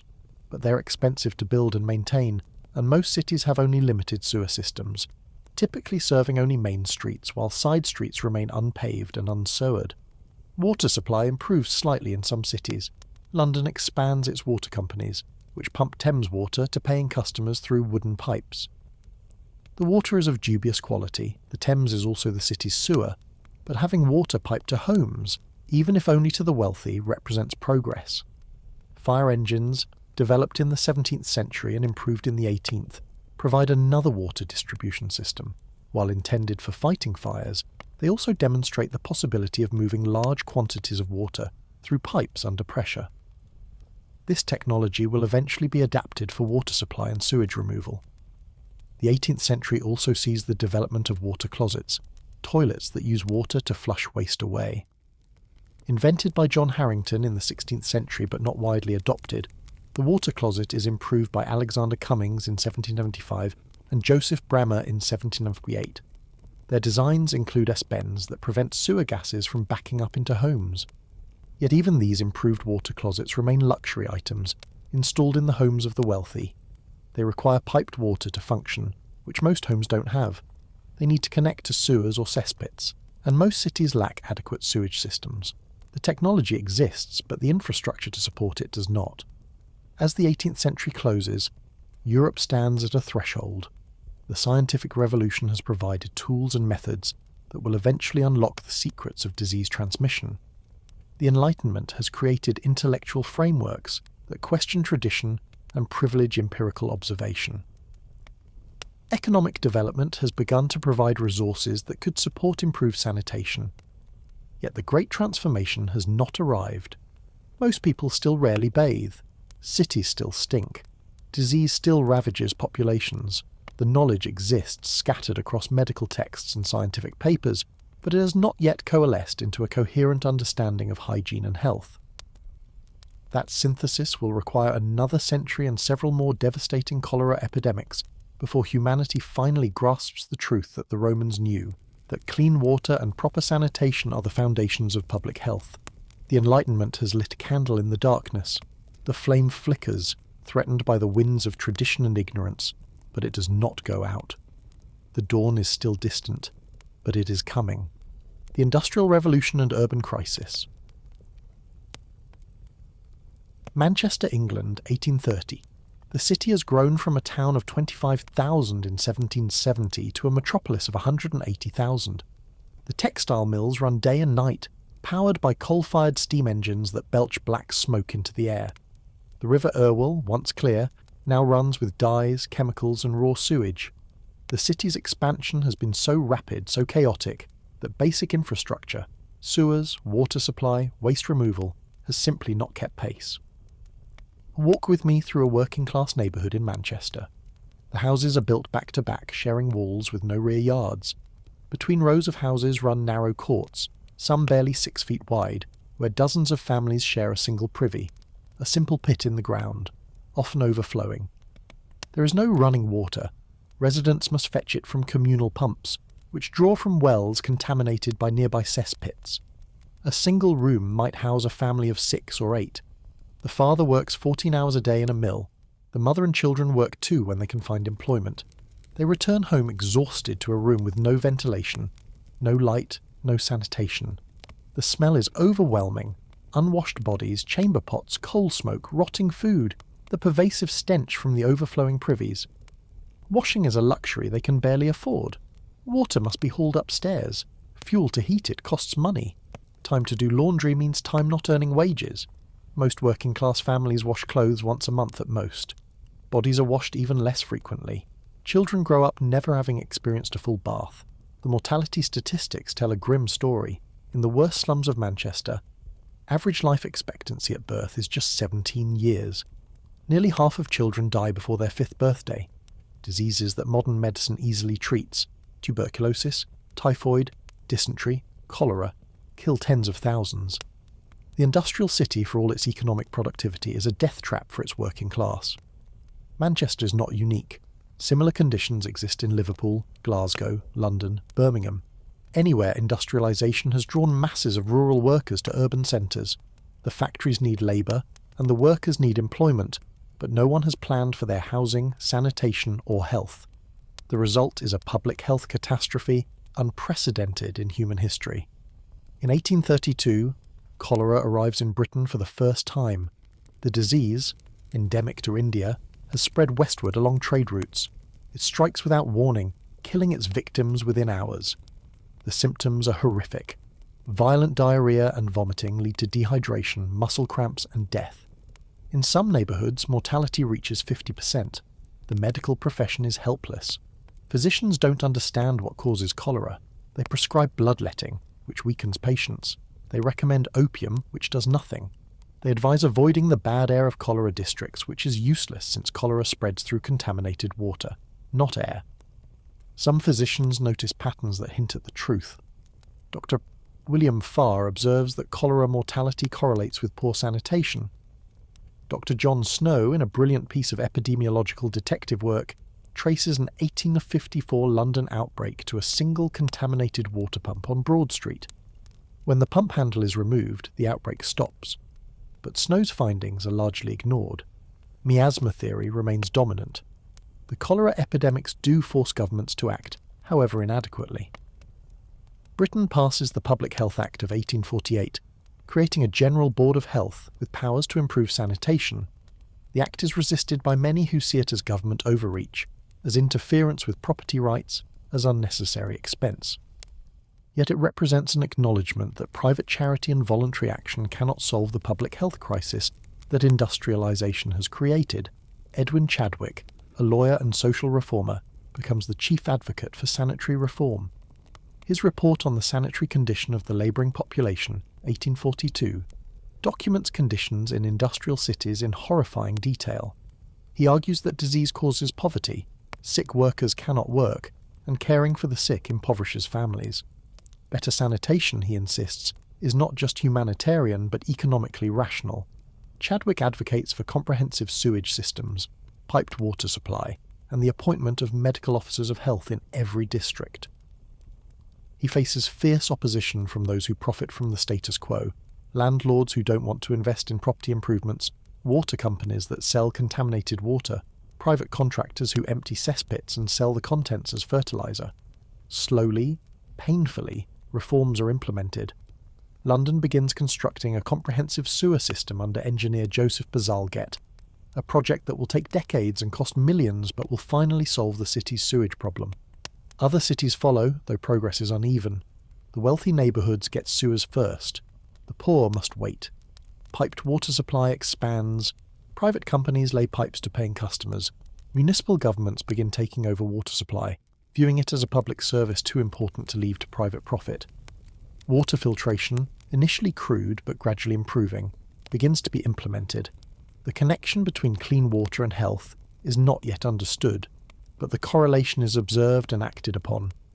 Bathhouses begin to reappear, but now they're public baths and washhouses for the working class, not elite spa facilities.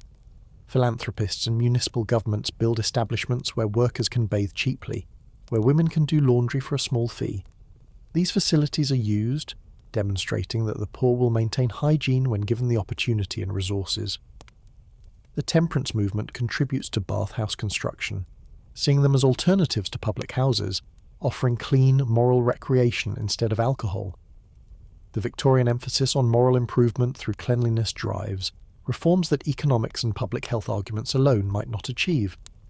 Personal bathing begins to increase among the middle class, driven partly by new ideas about health, but perhaps more by social competition and moral signalling. A bathroom becomes a mark of respectability. Middle-class homes begin to include small rooms with bathtubs, though these are initially filled and emptied manually by servants. Only the wealthy have bathrooms with running water. The bathtub evolves from a portable wooden tub to a fixed porcelain or cast iron fixture. Manufacturers produce bathtubs in various sizes and prices. The idea of bathing for cleanliness rather than medical necessity begins to take hold. Weekly bathing becomes common among the middle class, though daily bathing remains rare. Soap production industrialises. Large factories produce soap on a massive scale, driving prices down. Brands emerge, advertised in newspapers and magazines. Soap making becomes a major industry. The middle class can afford to use soap regularly. Even working class families can afford some soap, though it remains a significant household expense. Perfume industry declines somewhat as bathing increases. While the wealthy still use perfumes, the desperate masking of body odour through perfume becomes less necessary, as washing becomes more frequent. Perfume shifts from necessity to luxury. Dental hygiene begins to improve among those who can afford it. Toothbrushes, made with bone handles and boar bristles, become more common. Tooth powders and pastes are sold commercially. Some dentists begin emphasizing prevention rather than just extraction. The middle class starts to value dental health, though tooth decay and loss remain common even among the wealthy. In the United States, industrialization and urbanization follow a similar pattern, though somewhat delayed. New York, Boston, Philadelphia experience the same explosive growth, the same sanitation failures, the same cholera epidemics. American cities are, if anything, slower to implement reforms than British ones, relying more on private initiative and market solutions. Yet the United States also sees innovations. The Shakers and other communal religious groups emphasize cleanliness as part of godliness, building communities with good sanitation and regular bathing. Their example influences broader American culture. The frontier experience, where people must provide their own water and sanitation, creates a culture of practical ingenuity, if not always effective hygiene. American hotels begin to feature bathrooms, initially shared but gradually private. The concept of the bathroom as an expected amenity in quality accommodations emerges. Travellers begin to expect access to bathing facilities, creating demand that drives supply. The mid-19th century sees gradual improvement in hygiene practices and infrastructure, but we must not overstate the progress. For every new sewer system, thousands of streets remain unsewered. For every public bath, thousands of workers have no bathing facilities. For every middle-class family that bathes weekly, millions of poor people wash only rarely and incompletely. Mortality remains high, particularly among children and in working-class neighbourhoods. Waterborne diseases continue to kill. Tuberculosis ravages populations, spread through close quarters and poor nutrition, exacerbated by bodies weakened by filth and lack of sunlight. The industrial city remains dangerous to human health. As the 19th century reaches its midpoint, Europe and America stand at a critical juncture. The problems are clear: contaminated water, inadequate sewage, crowded housing, poor personal hygiene. The solutions are beginning to be understood: piped water, sewers, public baths, better housing. The technology exists to implement these solutions. What remains is the political will, the social organisation, and the scientific understanding necessary to complete the transformation. That understanding is coming, being developed in laboratories and hospitals across Europe. The germ theory of disease is being formulated, tested, refined. When it finally gains acceptance, it will revolutionise not just medicine, but every aspect of hygiene and sanitation. The Industrial Revolution has created a crisis of unprecedented scale. The solution will require the application of scientific knowledge, engineering expertise, and political reform. The darkest hour comes just before dawn, and the dawn finally is approaching. The germ theory revolution. The year is 1854, and in a Paris laboratory, Louis Pasteur peers into a fermentation vat, observing something that will change human history. Microorganisms are alive, they are everywhere, and they are responsible for processes that humans have observed for millennia without understanding. Pasteur is not initially studying disease. He's investigating why some vats of wine and beer spoil while others do not. But his findings have implications far beyond the alcohol industry. He demonstrates that fermentation is not a chemical process as previously believed, but a biological one. Tiny living organisms cause the changes. And if organisms cause fermentation, might they not also cause disease? The idea is not entirely new. Girolamo Fracastoro proposed in the 16th century that disease might spread through seeds, too small to see. Antony van Leeuwenhoek observed microorganisms in the 17th century. But these observations didn't coalesce into a theory of disease causation. Miasma theory, the belief that bad air causes disease, remained dominant among physicians. Ignaz Semmelweis, a Hungarian physician working in Vienna, makes a discovery in 1847 that should have revolutionized medicine but instead ruins his career. He observes that women who give birth in the hospital wards staffed by doctors and medical students die from puerperal fever at rates 5 times higher than women who give birth in the ward staffed by midwives. The difference, Semmelweis realizes, is that the doctors perform autopsies in the morning, then deliver babies in the afternoon without washing their hands. The midwives do not perform autopsies. Semmelweis hypothesizes that cadaverous particles are transmitted from corpses to mothers via the doctor's unwashed hands. He institutes a policy requiring physicians to wash their hands in chlorinated lime solution before examining patients. Mortality plummets. The evidence is undeniable. Yet Semmelweis's colleagues reject his findings. They're insulted by the suggestion that gentlemen's hands could transmit disease. Semmelweis, increasingly desperate to convince the medical establishment, becomes abrasive and confrontational. He's eventually dismissed from his position and dies in an asylum in 1865. His discovery is unrecognised, but the truth cannot be suppressed forever. In England, Joseph Lister reads about Pasteur's work on fermentation and makes a conceptual leap. If microorganisms cause fermentation, and if Semmelweis was right that something invisible transmits disease, perhaps microorganisms cause wound infections. Lister is a surgeon, and he knows that post-operative infection kills approximately half of his patients who survive the surgery itself. Wounds become red, swollen, and begin to suppurate, to produce pus. The smell of gangrenous wounds pervades surgical wards. Amputation patients die from infections more often than from the amputation itself. In 1867, Lister begins using carbolic acid to sterilize surgical instruments, to clean wounds, and even to spray in the air during operations. The results are dramatic. His patients' wounds heal without suppuration. Survival rates improve dramatically. Lister publishes his findings in The Lancet, providing careful statistics demonstrating the effectiveness of antiseptic surgery. The medical establishment resists, just as they resisted Semmelweis. Many surgeons find Lister's procedures burdensome and unnecessary. They've always operated with bare hands, wearing street clothes covered by an apron, stiff with the blood and pus of previous operations. They're not about to change based on some theory about invisible organisms, but evidence accumulates. Lister's students adopt his methods and achieve similar results. Other surgeons trying antiseptic techniques find that their patients survive at higher rates. Slowly, reluctantly, the medical profession begins to accept that something in Lister's carbolic acid spray is preventing infections, even if they don't fully understand why. The final pieces of the puzzle come together in Robert Koch's laboratory in Germany.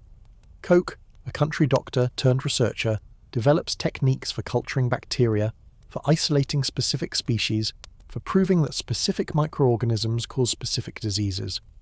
In 1876, he proves that anthrax is caused by a bacterium, Bacillus anthracis.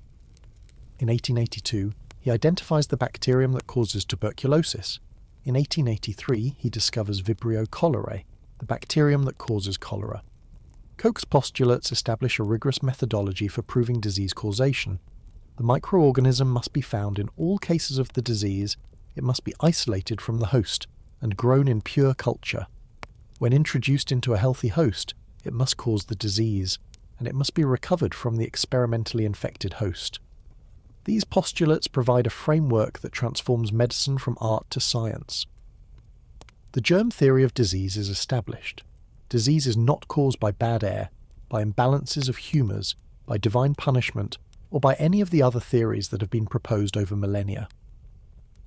Disease is caused by microscopic organisms that can be identified, studied, and potentially controlled. The implications for hygiene are revolutionary. If disease is caused by microorganisms, and if these organisms are transmitted through contaminated water, through unwashed hands, through filthy living conditions, then cleanliness is not just aesthetic or moral, it is literally a matter of life and death. John Snow's work on cholera is revisited and vindicated. He was right. Cholera spreads through contaminated water. The Broad Street pump outbreak was not caused by bad air, but by sewage-contaminated water. Every cholera epidemic can be traced to contaminated water supplies. The implications transform public health policy. Cities must provide clean water. Sewage must be kept strictly separate from water supplies. Water must be filtered and eventually chemically treated to kill microorganisms. These are not luxuries but necessities. The investments required are enormous. but the cost of not making them, measured in lives lost, is far greater. Hospitals begin to implement hygienic practices rigorously. Florence Nightingale, though she never fully accepts germ theory and attributes disease to poor ventilation and sanitation, nonetheless implements practices that dramatically reduce hospital mortality. She insists on cleanliness, on washing of linens, on ventilation, on separation of patients with different diseases.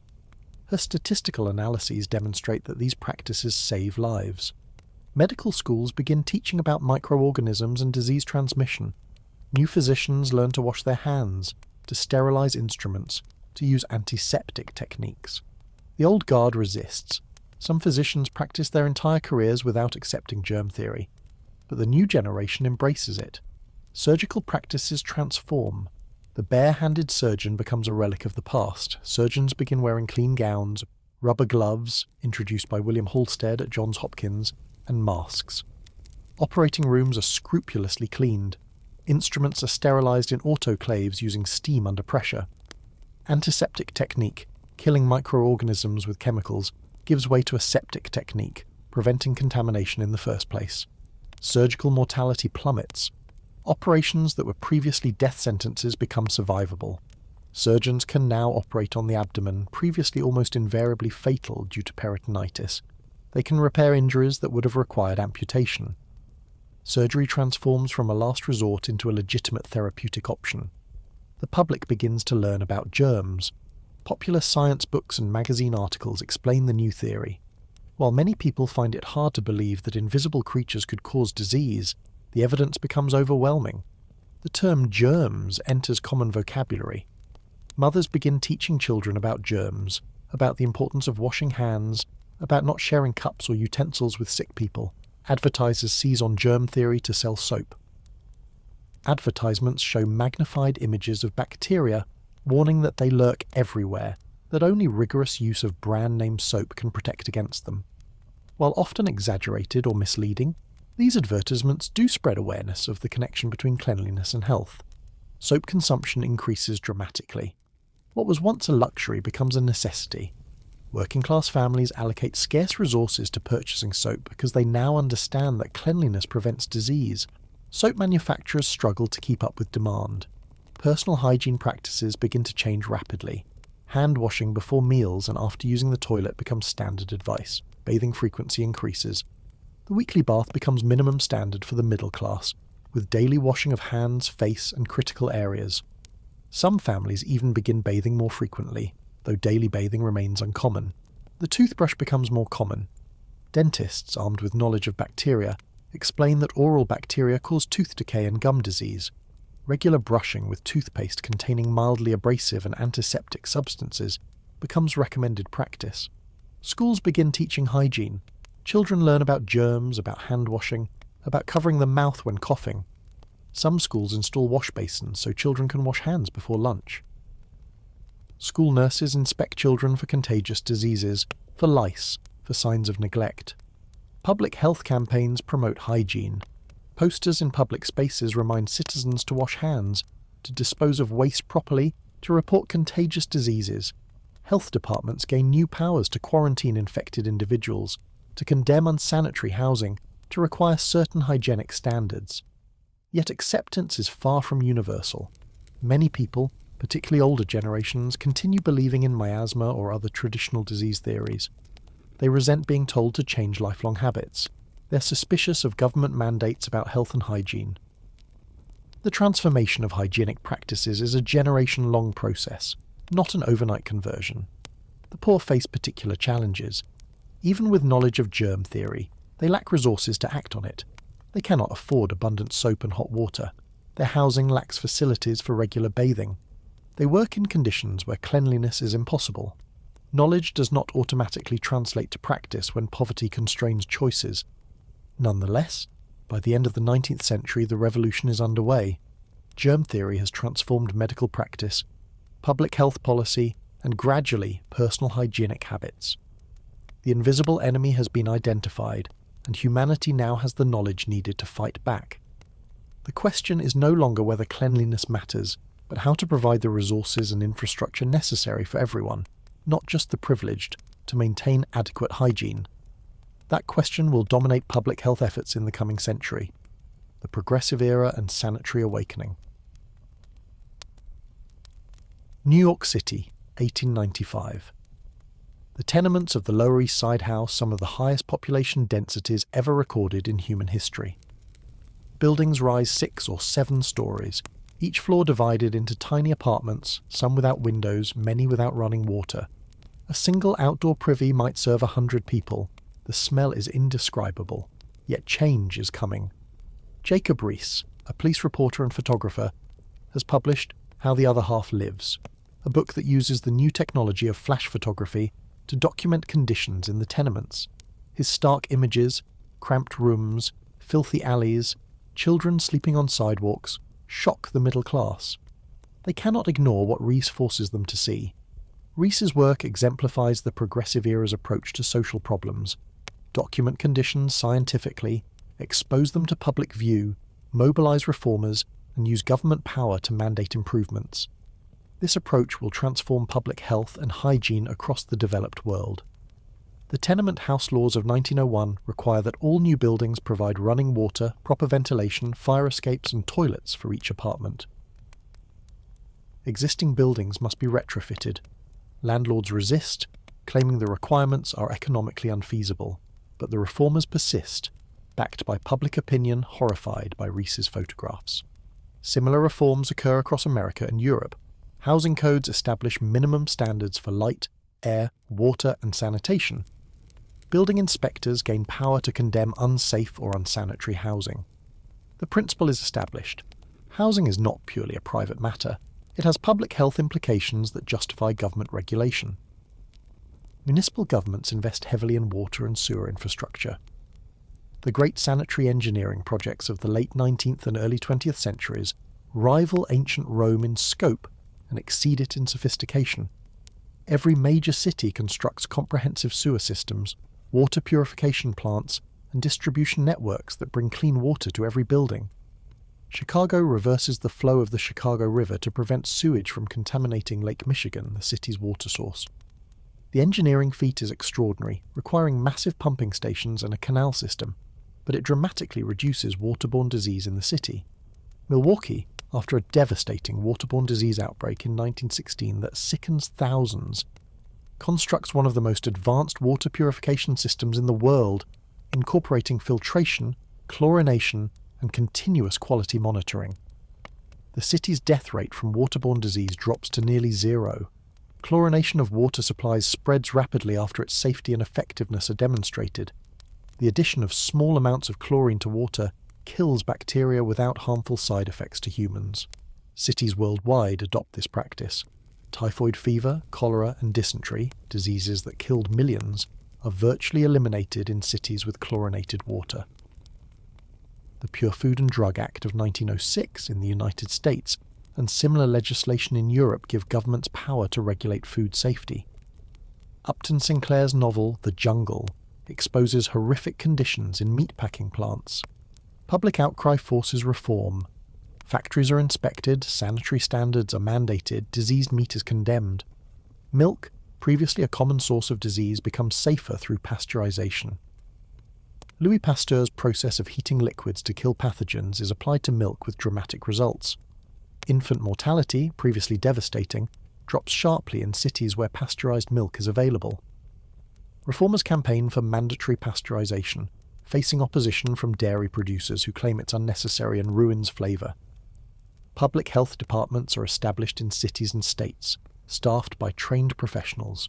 These departments enforce sanitary regulations, monitor disease outbreaks, inspect food establishments, educate the public about hygiene, and provide services to the poor. Public health emerges as a distinct profession, with its own schools, journals, and professional organisations. School hygiene becomes a priority. The progressives believe that instilling hygienic habits in children will transform society. Schools install wash basins and teach proper hand washing. School nurses conduct regular health inspections, checking for lice, ringworm, and other contagious conditions. Children with infections are sent home until cured. Some schools introduce mandatory bathing for children who arrive dirty. This is controversial. Some see it as necessary public health measure, others as insulting to poor families, but it becomes common practice in many urban schools. Schools become agents of hygienic socialization. Dental hygiene receives new attention. School-based dental inspections reveal that most children have significant tooth decay. Dentists begin advocating for preventive care, for regular brushing, for avoiding sugary foods. The first fluoride studies suggest that this mineral prevents tooth decay. Some communities begin adding fluoride to water supplies, though this remains controversial.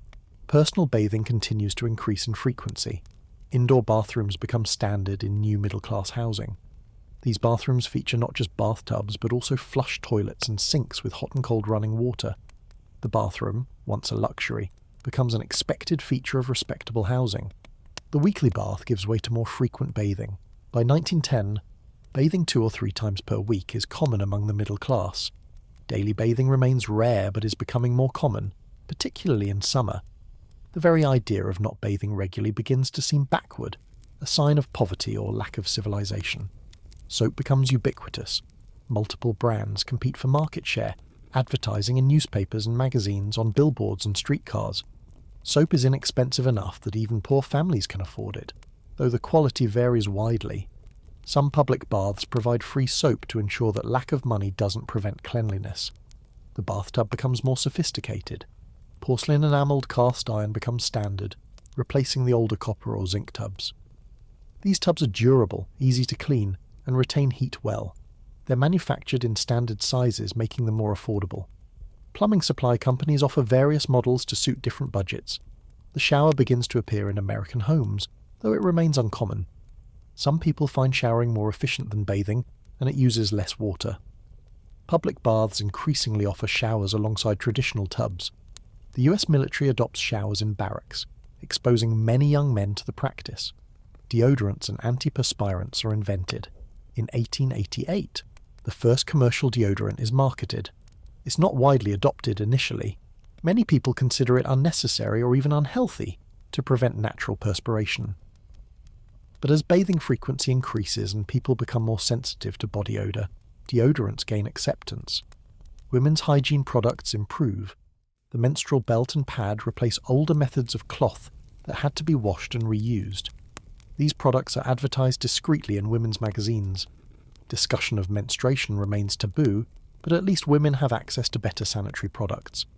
Laundry practices are revolutionized by the washing machine. Early models, appearing in the 1900s, are hand-cranked but still dramatically reduce the labour of washing clothes. Electric washing machines, introduced in the 1910s, automate the laundry practices are revolutionized by the washing machine. Early models, appearing in the 1900s, are hand-cranked but still dramatically reduce the labour of washing clothes. Electric washing machines, introduced in the 1910s, automate the process entirely. What once took a full day of back-breaking labour can now be accomplished in hours with minimal physical effort. The washing machine has profound implications for hygiene. Clothes can be washed more frequently without exhausting household labour. Bedding can be changed and washed weekly rather than monthly. The accumulation of dirt and bacteria in fabrics is reduced. The overall cleanliness of the population improves simply because washing clothes becomes easier. Public baths proliferate, built by municipalities and philanthropic organisations. These are not the bathhouses of earlier eras, associated with vice and disease, but modern hygienic facilities specifically designed for the working class. They offer hot water, soap, towels, and private bathing compartments at minimal cost. Usage is high, demonstrating that workers will bathe regularly when facilities are available. Industrial workplaces begin providing washing facilities. Factories install wash basins where workers can clean up before leaving work. Some provide showers, particularly in industries involving dirty work. This represents a recognition that worker hygiene affects productivity and health, that employers have an interest in promoting cleanliness. The military becomes a laboratory for hygienic practices. World War I brings millions of men into close quarters, creating ideal conditions for disease transmission. Military medical officers implement rigorous hygiene protocols, regular bathing, frequent laundry, inspection for lice, quarantine of the sick, chlorination of water, proper waste disposal. These measures work. While disease remains a significant cause of military casualties, the mortality rates are far lower than in previous wars. The Civil War saw disease kill twice as many soldiers as combat. In World War I, combat casualties exceed disease deaths. This represents a triumph of hygiene and sanitation. Soldiers return from war with new hygienic habits. They've become accustomed to regular bathing, to clean clothes, to standards of cleanliness enforced by military discipline. Many maintain these habits in civilian life, spreading hygienic practices more widely through society. The Spanish flu pandemic of 1918 to 1919, killing perhaps 50 million people worldwide, reinforces the importance of hygiene. Public health officials recommend hand washing, avoiding crowds, covering coughs and sneezes, staying home when sick. These measures have limited effect against an airborne virus, but they establish practices that become standard advice for disease prevention. The pandemic also exposes the limits of hygiene without effective medical treatment. Clean water, regular bathing, and good sanitation cannot prevent a respiratory virus from spreading through populations with no immunity. Hygiene is necessary but not sufficient for public health. Medical science must advance alongside sanitary reform. Immigration brings hygiene practices into sharp focus. The United States receives millions of immigrants from southern and eastern Europe in the early 20th century. Many come from rural areas with limited access to running water and modern sanitation. American authorities view them as threats to public health. Ellis Island processes immigrants, including medical inspections and delousing. Those found to have contagious diseases are quarantined or deported. The process is often humiliating, treating people as contaminated rather than as human beings. Yet it reflects the period's anxiety about disease and the belief that hygiene is a marker of civilization. Settlement houses, established in immigrant neighborhoods by reformers like Jane Addams, teach American hygienic standards to newcomers. They offer bathing facilities, laundry services, and classes on cleanliness.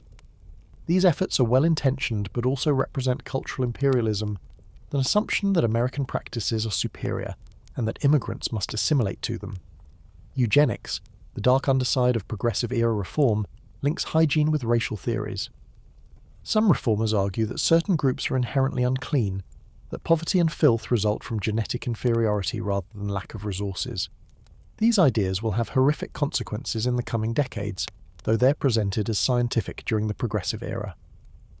Despite these troubling aspects, the progressive era achieves remarkable improvements in public health. Infant mortality drops dramatically as clean water, pasteurized milk, and better prenatal care become available. Life expectancy increases by 10 years in the United States between 1900 and 1920. Much of this gain results directly from improved hygiene and sanitation. Tuberculosis, the great killer of the 19th century, begins to decline even before effective treatment is available. Better nutrition, less crowded housing, more sunlight and fresh air and isolation of contagious patients all contribute. Hygiene alone doesn't cure TB, but it reduces transmission and allows immune systems to fight the disease more effectively. By 1920, the hygienic landscape of the developed world has been transformed. Cities have clean water and sewers. Most homes have at least basic sanitation. Bathing is regular, if not yet daily for most people. Soap is ubiquitous. Laundry is frequent. Food is safer. Milk is pasteurized. Disease rates have plummeted. Yet vast inequalities persist. The poor still live in substandard housing with inadequate facilities. Rural areas lag far behind cities in sanitary infrastructure. The Global South receives almost no investment in water and sanitation, with predictable consequences for health. The hygienic revolution has lifted millions but left billions behind. The challenge for the coming decades will be to extend these gains universally, to ensure that everyone has access to clean water, sanitation, and the resources necessary for maintaining hygiene. This remains, in many parts of the world, an unfulfilled goal even today. The interwar period and hygiene modernization. The bathroom sparkles white and chrome, a vision of modernity in the new suburban home. The year is 1925, and the American middle class is discovering that cleanliness has become not just a virtue but an aesthetic, a lifestyle, a marker of social status in an increasingly consumer-oriented society. The modern bathroom, as we would recognize it today, emerges in the 1920s. It features a porcelain toilet with efficient flush mechanism, a bathtub with hot and cold running water, a sink with mirror and medicine cabinet, and tiled walls that can be easily cleaned. Some bathrooms even include a shower. The room is well lit, well ventilated, and designed for easy maintenance. Indoor plumbing becomes standard in new middle-class housing in developed countries. The percentage of American homes with complete bathroom facilities rises from 20% in 1920 to nearly 60% by 1940. Similar trends occur in Europe.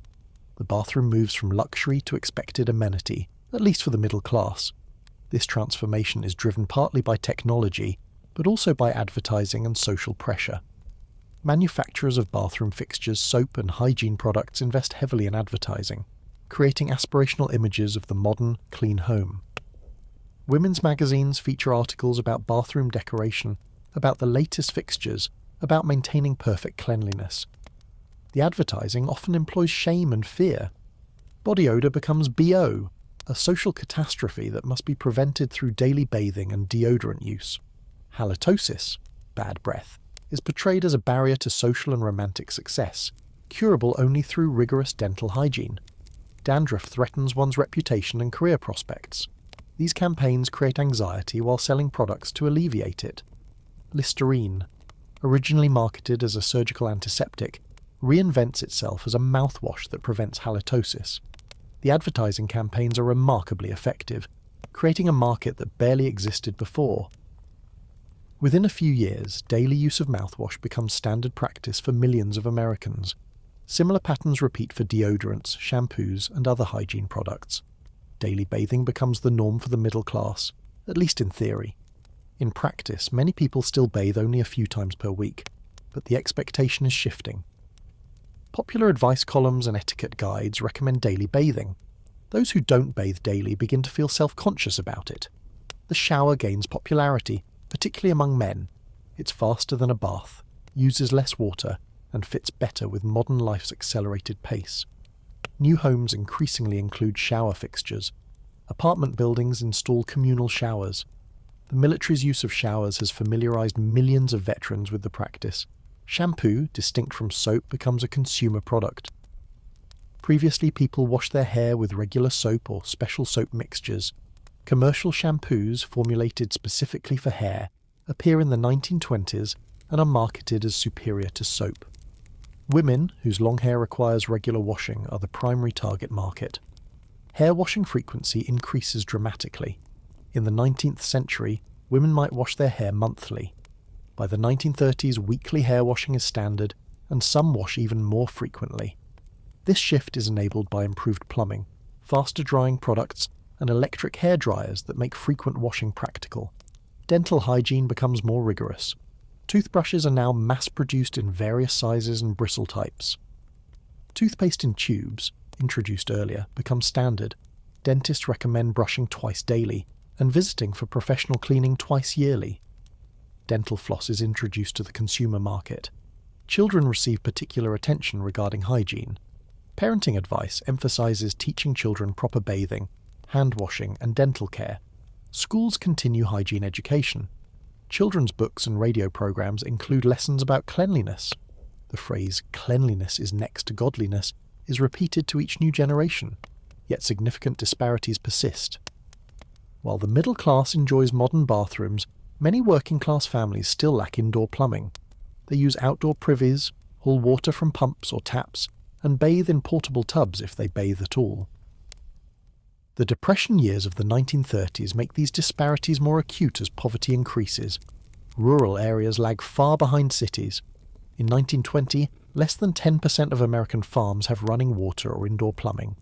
Farmers haul water from wells, use outhouses, and bathe infrequently. The Rural Electrification Administration, established in the 1930s, begins to change this, but progress is slow. Rural Americans won't achieve urban sanitation levels for decades. The Depression constrains hygienic practices even for the middle class. With reduced incomes, families economize on soap, hot water, laundry. Some people can't afford toothpaste or deodorant. Public bathing facilities see increased use as people lose their homes or can't afford utilities. The Depression demonstrates how vulnerable hygienic improvements are to economic disruption. Yet even during the Depression, some improvements continue. Public works programs construct water and sewer systems in cities that lacked them. New schools include modern bathroom facilities. Public health departments continue operating, albeit with reduced budgets. The infrastructure of hygiene continues expanding, even if individual practices sometimes regress. In Europe, the interwar period sees similar patterns. Middle-class homes acquire modern bathrooms. Advertising promotes hygiene products. Social expectations regarding cleanliness rise. But Europe also faces unique challenges. War damage has destroyed infrastructure in some areas, economic instability limits investment, and political turmoil diverts resources from public health. The Soviet Union pursues hygiene reform as part of its modernization program. Communal bathhouses are built in cities. Public health campaigns promote cleanliness. Schools teach hygiene. The results are mixed. Urban areas see improvements, but rural areas remain primitive, and chronic shortages limit access to soap and other necessities. Nazi Germany makes hygiene central to its racist ideology. The regime promotes Aryan cleanliness while demonizing Jews and other groups as dirty and disease-carrying. Public health becomes a tool of oppression. The perversion of hygiene into racial pseudoscience represents one of the darkest chapters in the history of public health. Japan, rapidly modernizing, adopts Western hygienic practices while maintaining traditional bathing culture. The Japanese bath, with its emphasis on soaking in hot water after washing, merges with Western-style bathrooms. Japanese cities build modern water and sewer systems. Public baths remain popular even as home bathing becomes more common. Throughout the developed world, hygiene products proliferate. Specialized soaps for different purposes, face, body, hair, laundry, crowd store shelves. Creams, lotions, powders and deodorants promise to solve every cleanliness problem. The cosmetics industry booms, offering products that blur the line between hygiene and beauty enhancement. Women bear the primary responsibility for household cleanliness, both personal and environmental. Advertisers target women with products and advice. Women's magazines feature endless articles about cleaning, about maintaining family hygiene, about the newest products. The burden of cleanliness falls disproportionately on women's unpaid labour. The scientific approach to housework gains popularity. Home economics experts like Christine Frederick promote efficiency in household tasks, including cleaning and laundry. They apply industrial time and motion studies to domestic work, seeking to optimize every task. This reflects the era's faith in scientific management, but also increases pressure on women to maintain ever higher standards. Hospitals continue improving their hygiene practices. Surgical asepsis becomes standard. Hospitals install sterilization equipment, adopt rubber gloves and masks universally, and implement strict protocols for preventing infection.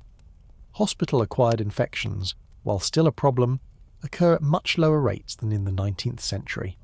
Antibiotics, though not yet discovered, are coming. In 1928, Alexander Fleming notices that a mold contaminating his bacterial cultures produces a substance that kills bacteria. He identifies penicillin, though it won't be mass-produced until World War II. The antibiotic revolution will transform medicine and, paradoxically, will eventually make some aspects of hygiene seem less critical.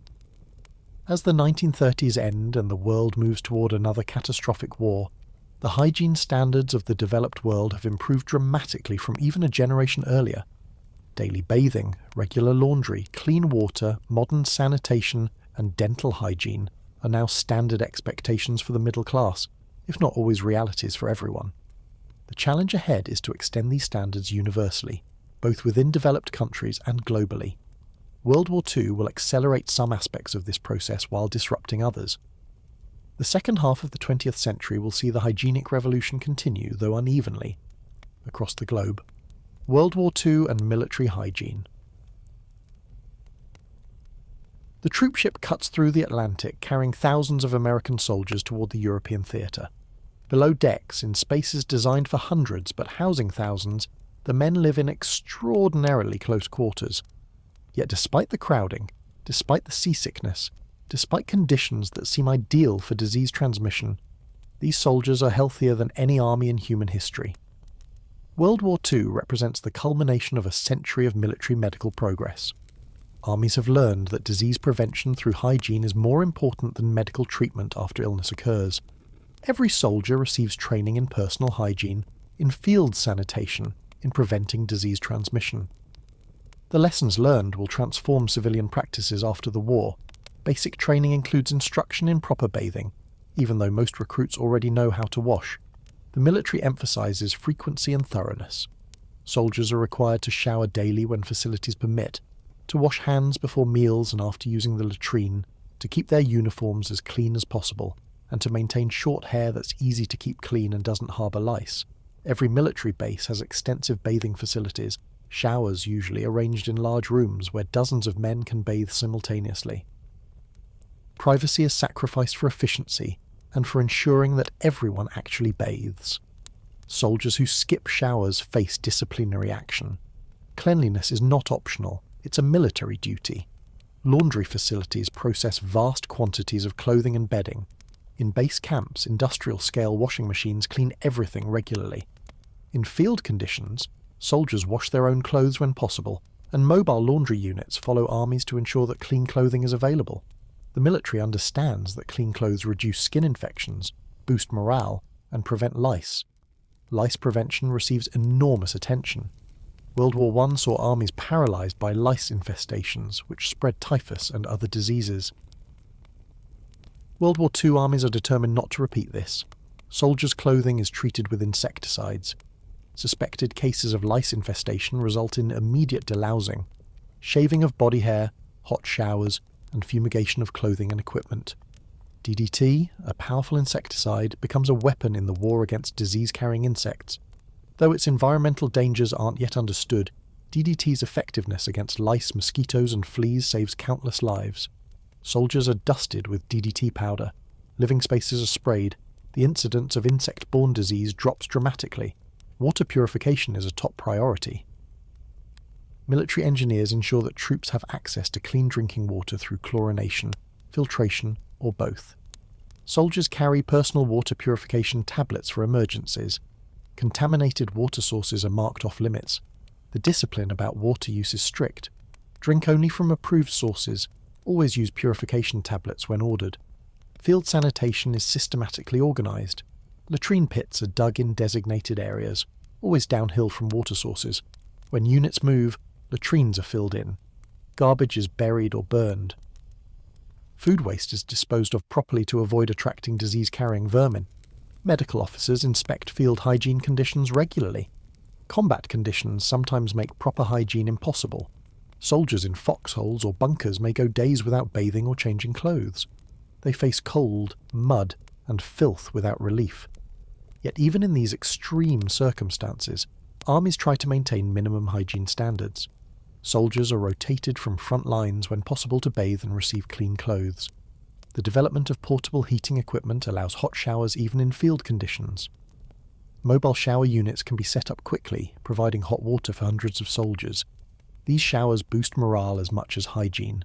The psychological effect of getting clean, of feeling human again, sustains soldiers through terrible conditions. Dental hygiene continues even during war. Military dentists provide care to troops. Soldiers are issued toothbrushes and toothpaste. Regular dental checkups identify problems before they become debilitating. The military recognises that dental problems reduce combat effectiveness and that prevention is cheaper than treatment. Venereal disease prevention becomes a major concern as soldiers interact with civilian populations. The military issues condoms, establishes prophylactic stations for post-exposure treatment, and conducts frank education about disease transmission. The approach is pragmatic. Recognizing that soldiers will have sex, the military tries to prevent disease consequences rather than relying on impossible abstinence. Military hospitals implement the most advanced hygiene and infection control practices. Surgical wards are scrupulously clean. Antibiotics, newly available in the form of sulfur drugs and later penicillin, dramatically reduce infection mortality. Wounded soldiers who would have died from infected wounds in previous wars now survive, partly due to antibiotics but also due to rigorous sterile technique and wound care. Women serve in military auxiliary roles, often including medical and sanitation work. Nurses maintain hospital hygiene. Women's Army Corps (WAC) members work in laundries, kitchens and supply depots. Their presence sometimes raises hygiene standards. Facilities are improved when women are stationed there, reflecting gender norms about cleanliness. Prisoners of war face horrific hygiene conditions, particularly in Axis camps. Overcrowding, inadequate water, minimal food, and deliberate neglect create conditions similar to medieval cities. Disease kills thousands. The Geneva Convention's provisions for humane treatment, including sanitation, are often ignored. POW camps demonstrate what happens when hygiene infrastructure collapses. Concentration camps represent the absolute nadir of human treatment. Inmates are deliberately kept in conditions of extreme filth. Sanitation is inadequate to non-existent. Disease is rampant. The Nazis used typhus and other diseases as tools of genocide, creating conditions that ensure epidemics. When Allied forces liberate camps, they find survivors living in indescribable filth, their bodies ravaged by disease and starvation. On the home front, wartime conditions affect civilian hygiene. Rationing limits soap availability. Water heating is curtailed to conserve fuel. Public campaigns urge citizens to limit bathing. Is your trip necessary? Posters originally about transportation are parodied as "Is your bath necessary?" Yet standards remain far above those of earlier eras. Women entering war industries face new hygiene challenges. Factories provide washing facilities, but not always adequate ones. Women working with chemicals, metals, and oils need thorough washing that's not always possible. Industrial hygiene becomes a concern as female workers experience skin problems, respiratory issues, and other work-related health problems. The war accelerates technological development with hygiene implications. Synthetic materials begin replacing natural fibers in some applications. New cleaning products are developed. Mass production techniques refined for war production will later be applied to manufacturing soap, hygiene products, and bathroom fixtures. The war economy builds capacity that will flood the post-war market with affordable consumer goods. Penicillin production, scaled up dramatically to treat wounded soldiers, will after the war transform civilian medicine. Antibiotics will change hygiene's role in disease prevention. Some infections that once required scrupulous hygiene to prevent can now be cured with pills. This will have both positive and negative consequences for hygienic practices. As the war ends, millions of soldiers return home with ingrained habits of daily bathing, regular laundry, and systematic personal hygiene. These habits spread through society. The GI Bill enables veterans to buy homes which typically include modern bathrooms. The post-war economic boom makes hygiene products affordable for most families. World War II represents both the apex of traditional military hygiene, preventing disease through cleanliness and sanitation, and the beginning of a new era where antibiotics and vaccines will reduce reliance on hygiene alone. The lessons learned will shape public health practice for decades, while also demonstrating the critical importance of maintaining hygienic infrastructure, even under extreme conditions. The post-war boom and hygiene consumerism. The American suburb gleams with newness, a landscape of tidy lawns, ranch houses, and gleaming automobiles parked in driveways. The year is 1955, and prosperity has returned after years of depression and war. Inside these new homes, bathrooms feature the latest fixtures, and medicine cabinets overflow with hygiene products. Cleanliness has become not just a practice, but an industry, a marker of status, an obsession. The post-war housing boom in America and the reconstruction in Europe create millions of new homes, almost all equipped with complete bathrooms. Indoor plumbing becomes nearly universal in developed countries. The bathroom, once a luxury, is now a basic requirement. New homes often include multiple bathrooms, a startling change from earlier eras when families shared a single bathing space. Daily bathing becomes standard practice across the middle class. The morning or evening shower becomes routine for millions. Water heaters ensure hot water is always available. The ritual of bathing shifts from a weekly event to a daily one, from something done for cleanliness to something done simply because it's what civilized people do. Television advertising drives hygiene product consumption to unprecedented levels. Soap commercials dominate daytime programming, targeting housewives. Deodorant ads assure viewers they can avoid social embarrassment. Toothpaste manufacturers promise white smiles and fresh breath. Shampoo brands proliferate, each claiming unique benefits. The advertising often employs psychological manipulation, creating anxieties that their products promise to solve. Are you sure you're fully clean? Could people smell you and not tell you? Is your home truly sanitary? These questions, rarely asked before, now plague consumers who respond by purchasing more products. Soap use reaches its historical peak in developed countries. The average American family uses more soap in a year than a medieval family used in a lifetime. Multiple types of soap crowd bathrooms, bar soap for bathing, liquid soap for hands, facial soap for sensitive skin, medicated soap for problem skin. The simple act of cleaning has become elaborate and specialized. Shampoo and conditioner become separate products, both considered necessary for proper hair care. Women's magazines feature elaborate hair care routines involving multiple products. Men's grooming products expand beyond soap and shaving cream to include hair products, cologne, and aftershave. The boundaries between hygiene and cosmetics blur. The electric toothbrush, introduced in the 1960s, promises superior dental hygiene through technology.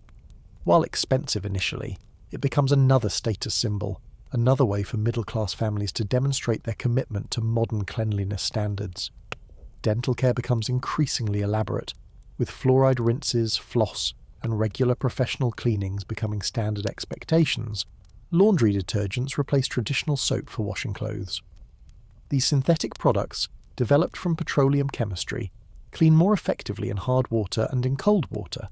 Automatic washing machines become standard household appliances, making frequent laundry effortless. The workload of maintaining clean clothes, once onerous, becomes trivial. Clothes dryers, still uncommon in Europe but increasingly standard in America, eliminate the weather dependency of laundry. Clothes can be washed and dried any day, regardless of conditions. Clean clothes are always available. The transformation is so complete that the multi-day laundry process of earlier generations becomes almost incomprehensible. Disposable diapers, introduced commercially in the 1960s, revolutionize infant care. Parents no longer must wash cloth diapers daily, a particularly unpleasant task. The convenience comes at environmental cost. Millions of diapers enter landfills, but the immediate benefit to parents drives rapid adoption. Feminine hygiene products become more sophisticated and widely available. Tampons, though invented earlier, gain widespread acceptance in the post-war era. Advertising becomes less discreet, acknowledging menstruation more openly, though euphemism still dominates. Women's hygiene during menstruation improves dramatically, enabling fuller participation in work and social life. Public restrooms proliferate as commercial establishments recognize customer expectations for sanitary facilities. Standards for restroom cleanliness rise. Regular cleaning becomes standard practice. Soap and paper towels are provided. Hand dryers are introduced. The public toilet, once avoided if possible, becomes an expected amenity. Schools implement more rigorous hygiene education. Film strips and educational films teach children about germs, about proper hand washing, about dental care. School nurses continue regular health inspections. Physical education includes showering after class, training students in daily bathing habits. Hygiene becomes part of the school curriculum. The Salk vaccine, introduced in 1955, virtually eliminates polio in countries where it's administered. This represents the beginning of a new era, where vaccines prevent diseases that hygiene cannot. The relationship between cleanliness and disease becomes more complex. Cleanliness prevents many diseases, but for some diseases, particularly viral ones, medical intervention proves more effective. Antibiotics become commonplace. Minor infections that once required careful hygiene and hope now receive antibiotic treatment and clear up quickly. Serious infections that once killed now become treatable. This success creates a paradox. As medicine becomes more powerful, the perceived importance of preventive hygiene diminishes for many people. Hospitals become almost obsessively clean. Strict protocols govern everything from hand washing to sterilization of instruments. Hospital-acquired infections decline to very low levels. Surgical outcomes improve dramatically. The hospital transforms from a place where one goes to die into a place of healing, with cleanliness as a fundamental requirement. Yet this era also sees the emergence of antibiotic-resistant bacteria. The overuse of antibiotics in medicine and agriculture creates selective pressure for resistance. Staphylococcus aureus strains resistant to penicillin emerge in hospitals. The problem is noticed but not yet considered urgent. It will become critical in later decades. Rural areas in developed countries finally achieve urban sanitation levels. Rural electrification programs bring power to farms, enabling electric water pumps and water heaters. Government programs subsidize indoor plumbing installation. By the 1960s, most American farms have running water and indoor bathrooms. The rural-urban hygiene gap, persisting for millennia, finally closes in the developed world. The developing world, however, remains far behind. Billions of people lack access to clean water and basic sanitation. Waterborne diseases kill millions, mostly children. The hygienic revolution that has transformed the developed world has barely touched much of Asia, Africa, and Latin America. International aid programs begin addressing this, but progress is slow. Environmental consequences of increased hygiene practices begin to emerge. Rivers become polluted with detergents and chemicals from laundry and cleaning products. Water usage increases dramatically, straining supplies in some regions. Waste treatment facilities struggle to process the increased volume of wastewater. The ecological cost of universal cleanliness starts to become apparent. Consumer culture and hygiene become inextricably linked. Being clean is no longer enough. One must use the right products, from the right brands, advertised in the right magazines. Hygiene becomes a pathway to social acceptance, to professional success, to romantic fulfillment, at least according to advertisers. Women's liberation movements begin questioning the gendered division of cleaning labour. Why should women bear primary responsibility for household cleanliness? Why are cleaning products advertised almost exclusively to women? These questions, barely asked before, begin to surface. The answers remain unsatisfying, and gender disparities in cleaning labour persist, but at least the questions are being posed.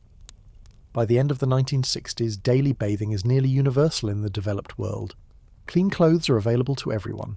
Dental hygiene is routine. Access to soap and hygiene products is unrestricted. The hygienic standards that would have seemed miraculous to someone in 1900 are now simply normal, expected, unremarkable. Yet even as this plateau is reached, new questions emerge. Is all this cleanliness necessary? Are we using too many chemicals? What is the environmental impact? Could excessive cleanliness be causing problems like allergies by depriving immune systems of exposure to microbes? The hygiene hypothesis begins to be discussed, though it won't gain prominence until later decades. The post-war boom has achieved something unprecedented: near universal access to high standards of hygiene in the developed world. The next challenge will be extending this to the entire globe, while addressing the environmental and health consequences of hygiene practices that, while effective, may not be sustainable. The hygiene hypothesis and environmental concerns. A paediatrician in London observes a puzzling pattern among his young patients. Children from large families, particularly younger siblings, seem to have lower rates of allergies and asthma than only children or firstborns. Children who attend daycare have fewer allergies than those raised at home. Children on farms are less allergic than urban children. In 1989, David Strachan publishes these observations, proposing the hygiene hypothesis. Perhaps paradoxically, too much cleanliness is making us sick. The hypothesis suggests that immune systems need exposure to microbes during childhood to develop properly. Without this exposure, the immune system may become hyperactive, attacking harmless substances like pollen or peanuts. The cleaner the environment, the less immune training occurs, the higher the rates of allergic disease. The hygiene hypothesis proves controversial. Some interpret it as suggesting we should return to earlier levels of cleanliness, which would be disastrous for public health. But Strachan's actual argument is more nuanced. Certain types of microbial exposure are beneficial, particularly those from natural environments and harmless microorganisms, while harmful pathogens should still be avoided through proper hygiene. The hypothesis spawns decades of research. Scientists identify specific microbes associated with reduced allergy risk. They study the microbiome, the community of microorganisms living in and on our bodies, and discover that it plays crucial roles in health. The relationship between cleanliness and health proves far more complex than the simple clean equals healthy equation that has driven hygiene practices. Meanwhile, environmental concerns about hygiene practices mount. Phosphates in detergents cause algae blooms that kill fish in lakes and rivers. Chemical antibacterial agents in soaps accumulate in waterways. Triclosan, a common antibacterial, is detected in fish, in drinking water, in human blood. The chemicals we use to get clean are polluting the environment. The 1970s see the beginning of environmental regulations addressing these issues. The United States restricts phosphates in detergents. Europe follows. Manufacturers reformulate products, though not always successfully. Low-phosphate detergents often clean less effectively. The tension between cleanliness and environmental protection becomes apparent. Water scarcity emerges as a global issue. The American Southwest faces water shortages partly due to excessive consumption. Regions of Africa and Asia experience water stress. The assumption that clean water will always be abundant, an assumption underlying modern hygiene practices, is challenged. Conservation becomes necessary. Campaigns promoting shorter showers and efficient appliances attempt to reduce water usage without sacrificing hygiene. Low-flow showerheads and toilets are mandated in some jurisdictions. These conservation efforts work to some extent, though behavioural change proves difficult when people are accustomed to unlimited water access. AIDS pandemic brings renewed attention to hygiene and disease transmission. The virus, transmitted through blood and sexual contact, requires different hygiene responses than bacterial diseases. Universal precautions in healthcare, treating all blood as potentially infectious, become standard. Condom use increases. Public education emphasises safe sex practices. Hospitals adopt more stringent protocols, partly in response to AIDS, but also to address increasing rates of hospital-acquired infections. Methicillin-resistant Staphylococcus aureus, MRSA, a staph bacterium resistant to most antibiotics, becomes a significant problem. Vancomycin-resistant enterococci, VRE, emerge. The antibiotic resistance crisis, brewing for decades, becomes impossible to ignore. Healthcare workers must scrub hands rigorously between patients. Alcohol-based hand sanitizers, more effective than soap and water for killing many pathogens, are installed throughout hospitals. Isolation protocols become more strict, yet hospital infections persist, demonstrating that even rigorous hygiene cannot entirely prevent disease transmission in healthcare settings where sick people concentrate. Personal hygiene practices begin to diversify. The one-size-fits-all approach of earlier decades gives way to more individualized routines. Some people continue daily bathing, others bathe less frequently, particularly as awareness of skin microbiomes increases. The idea that daily bathing might be unnecessary or even harmful to skin health gains traction, though it remains minority opinion. Antibacterial soaps become popular in the 1990s, marketed as superior to regular soap for killing germs. Manufacturers add triclosan and other antibacterial agents to products ranging from soap to cutting boards to toys. The antibacterial product industry booms, with consumers paying premium prices for perceived extra protection. Scientists question whether antibacterial products are necessary or beneficial. Studies show that regular soap and water remove pathogens as effectively as antibacterial products. The FDA begins investigating whether antibacterial agents contribute to antibiotic resistance. Eventually, triclosan will be banned from consumer products, but not until the 21st century. Immunization programs expand, adding vaccines for more diseases. Childhood vaccination schedules become more comprehensive. Diseases like measles, mumps, and rubella become rare in developed countries. Vaccines prevent diseases that hygiene cannot, raising questions about the relative importance of cleanliness versus medical intervention for disease prevention. Yet vaccine hesitancy emerges as a problem. Some parents, influenced by discredited studies linking vaccines to autism, refuse to vaccinate their children. Outbreaks of preventable diseases occur in communities with low vaccination rates. The tension between individual autonomy, yet vaccine hesitancy emerges as a problem.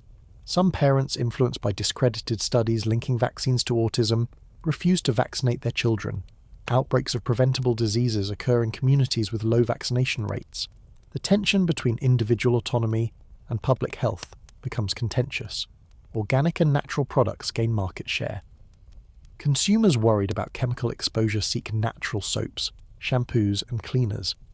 The definition of natural remains vague. The marketing term means little legally, but consumers respond positively. Companies reformulate products to eliminate controversial ingredients, or at least to remove them from labels. The concept of sustainable hygiene begins to emerge. Can we maintain cleanliness while reducing environmental impact? Questions arise about water usage, about chemical pollution, about packaging waste. Some activists advocate returning to simpler hygiene practices, though they remain a small minority. Most people want both cleanliness and environmental protection without sacrificing either. Developing countries face different challenges. While the developed world debates optimal hygiene levels, billions lack access to basic sanitation. International organizations prioritize extending water and sanitation infrastructure globally. Progress is made but remains insufficient. By 1990, nearly half the world's population still lacks adequate sanitation. Cholera outbreaks in Latin America in the 1990s demonstrate that waterborne diseases remain threats even in the late 20th century. Peru experiences a major epidemic starting in 1991, spreading to other countries. Thousands die. The outbreak traces to contaminated water and inadequate sanitation infrastructure. The lesson is clear. Hygiene gains can be reversed when infrastructure fails or is never built. In wealthy nations, concern shifts from preventing infectious disease to managing chronic conditions and environmental health. Asthma rates rise, allergies become more common, autoimmune diseases increase. Some scientists attribute these trends to excessive cleanliness, though evidence remains contested. The relationship between modern hygiene and these conditions is complex, probably involving multiple factors. Indoor air quality becomes a concern. Buildings constructed to be energy-efficient trap pollutants inside. Cleaning products release volatile organic compounds. Mold grows in poorly ventilated bathrooms. The very structures designed to promote cleanliness sometimes create new health problems. Building codes begin addressing ventilation requirements. Sick building syndrome, where building occupants experience health symptoms without identifiable cause, is recognized as a real phenomenon, often related to poor ventilation, chemical off-gassing from materials, and inadequate cleaning.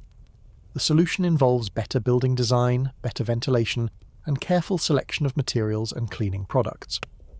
Personal care product regulation remains minimal in most countries. Manufacturers can use thousands of chemicals without proving safety. Consumer advocacy groups push for stricter regulation, for better labeling, for bans on harmful substances. Progress is slow. The cosmetics and personal care industry resists regulation, arguing existing safety records are adequate. The concept of cosmeceuticals, products blurring the line between cosmetics and pharmaceuticals, emerges. Anti-aging creams claim medical benefits. Acne treatments become more sophisticated. The boundary between hygiene, cosmetics, and medicine becomes increasingly unclear. Regulatory frameworks struggle to keep pace with product innovation. By the 1990s, the developed world has achieved remarkable hygiene standards, while confronting new questions about sustainability, necessity, and unintended consequences. The simple narrative of more cleanliness equals better health gives way to more nuanced understanding. Some cleanliness is essential, more is generally beneficial, but there can be too much of a good thing, and methods matter as much as results. The challenge moving forward will be maintaining the genuine health benefits of modern hygiene, while addressing environmental impacts, ensuring global access, and avoiding unnecessary practices that may cause more harm than good. The hygiene revolution is not over. It is entering a new phase of refinement and universalization. The digital age and hygiene culture. The smartphone screen glows in the darkness of the bedroom, its surface harbouring more bacteria than a toilet seat. The year is 2010, and humanity faces new hygiene challenges created by technologies that didn't exist a generation earlier. The digital revolution has transformed how we live, work, and interact, but it has also created surfaces and spaces that require new approaches to cleanliness. The computer keyboard, the mouse, the phone, these objects that we touch constantly, that we carry everywhere, that we press to our faces, become vectors for disease transmission that previous generations never imagined. Studies reveal that office keyboards harbour thousands of times more bacteria than toilet seats. Cell phones are even worse, warmed by our hands and faces, constantly reinfecting us with our own microbes and those of everyone we encounter. Workplaces begin providing antibacterial wipes for cleaning keyboards and desks. Some offices install hand sanitizer dispensers throughout. The open plan office, popular for promoting collaboration, also efficiently spreads respiratory infections. When one person gets sick, the entire office often follows within days.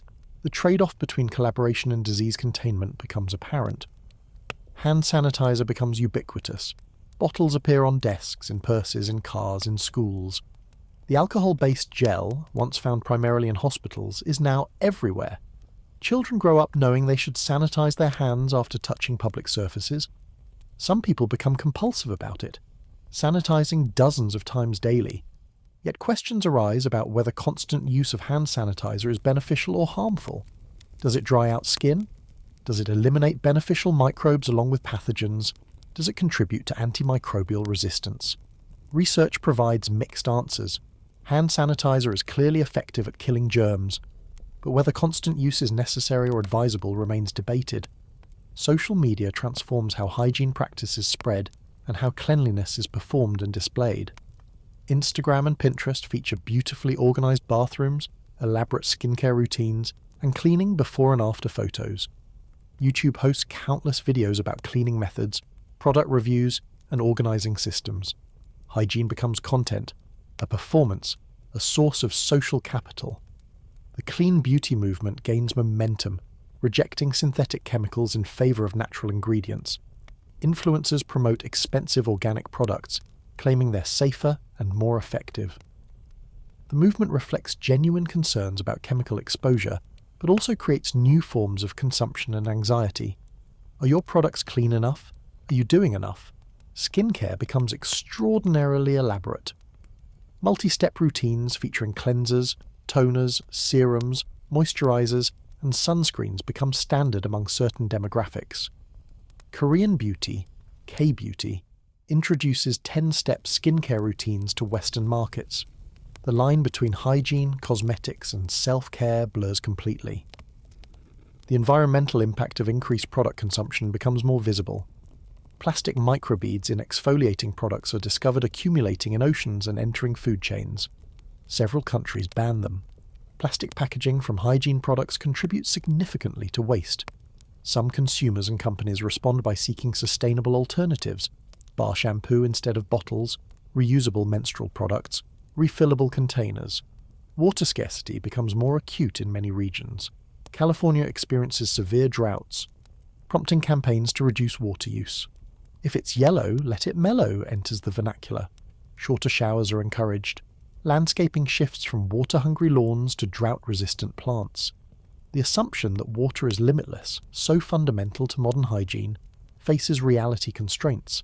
Developing countries make significant progress in water and sanitation access. The Millennium Development Goals, established in 2000, include targets for safe drinking water and basic sanitation. Billions of dollars in aid and investment flow toward water infrastructure. Progress is real. The percentage of the global population with access to improved water sources increases from 76% in 1990 to 91% by 2015. Yet 2.5 billion people still lack adequate sanitation in 2015. Open defecation remains common in parts of South Asia and sub-Saharan Africa. Women and girls face particular challenges, lacking safe and private sanitation facilities. The hygienic divide between developed and developing world persists despite improvements. The concept of wash, water, sanitation and hygiene becomes central to international development efforts. Organizations recognize these three elements must be addressed together. Providing water alone is insufficient if sanitation is lacking. Sanitation without hygiene education fails to prevent disease. Integrated approaches prove more effective than piecemeal interventions. Simple innovations make significant impacts in developing countries. The Tippy Tap, a hands-free hand-washing device made from a jerry can, sticks and string, enables hand-washing where running water is unavailable. Composting toilets provide sanitation without requiring water or sewer systems. Solar disinfection makes water safe using only sunlight. Low-cost, locally appropriate solutions extend hygiene's benefits where conventional infrastructure is impossible. Antibiotic resistance becomes a crisis. Mercy spreads beyond hospitals into communities. Carbapenem-resistant Enterobacteria C, CRE, resistant to last resort antibiotics, emerge. The WHO declares antimicrobial resistance a global health emergency. The connection to hygiene is complex. While antibiotics are overused, proper hygiene and infection control can prevent infections that require antibiotics. Hospitals implement more aggressive infection control measures. Chlorhexidine baths for surgical patients become standard. Enhanced environmental cleaning protocols are adopted. Some hospitals use ultraviolet light or hydrogen peroxide vapor to sterilize rooms. Healthcare workers face increasing scrutiny about hand hygiene compliance, with some hospitals installing monitoring systems. Food safety receives renewed attention after several high-profile outbreaks. E. coli in spinach, salmonella in peanut butter, listeria in cantaloupe. These incidents reveal vulnerabilities in food systems. Regulations tighten, traceability improves. Consumers become more aware of food handling hygiene at home. The farm-to-table movement emphasizes knowing food sources and handling practices.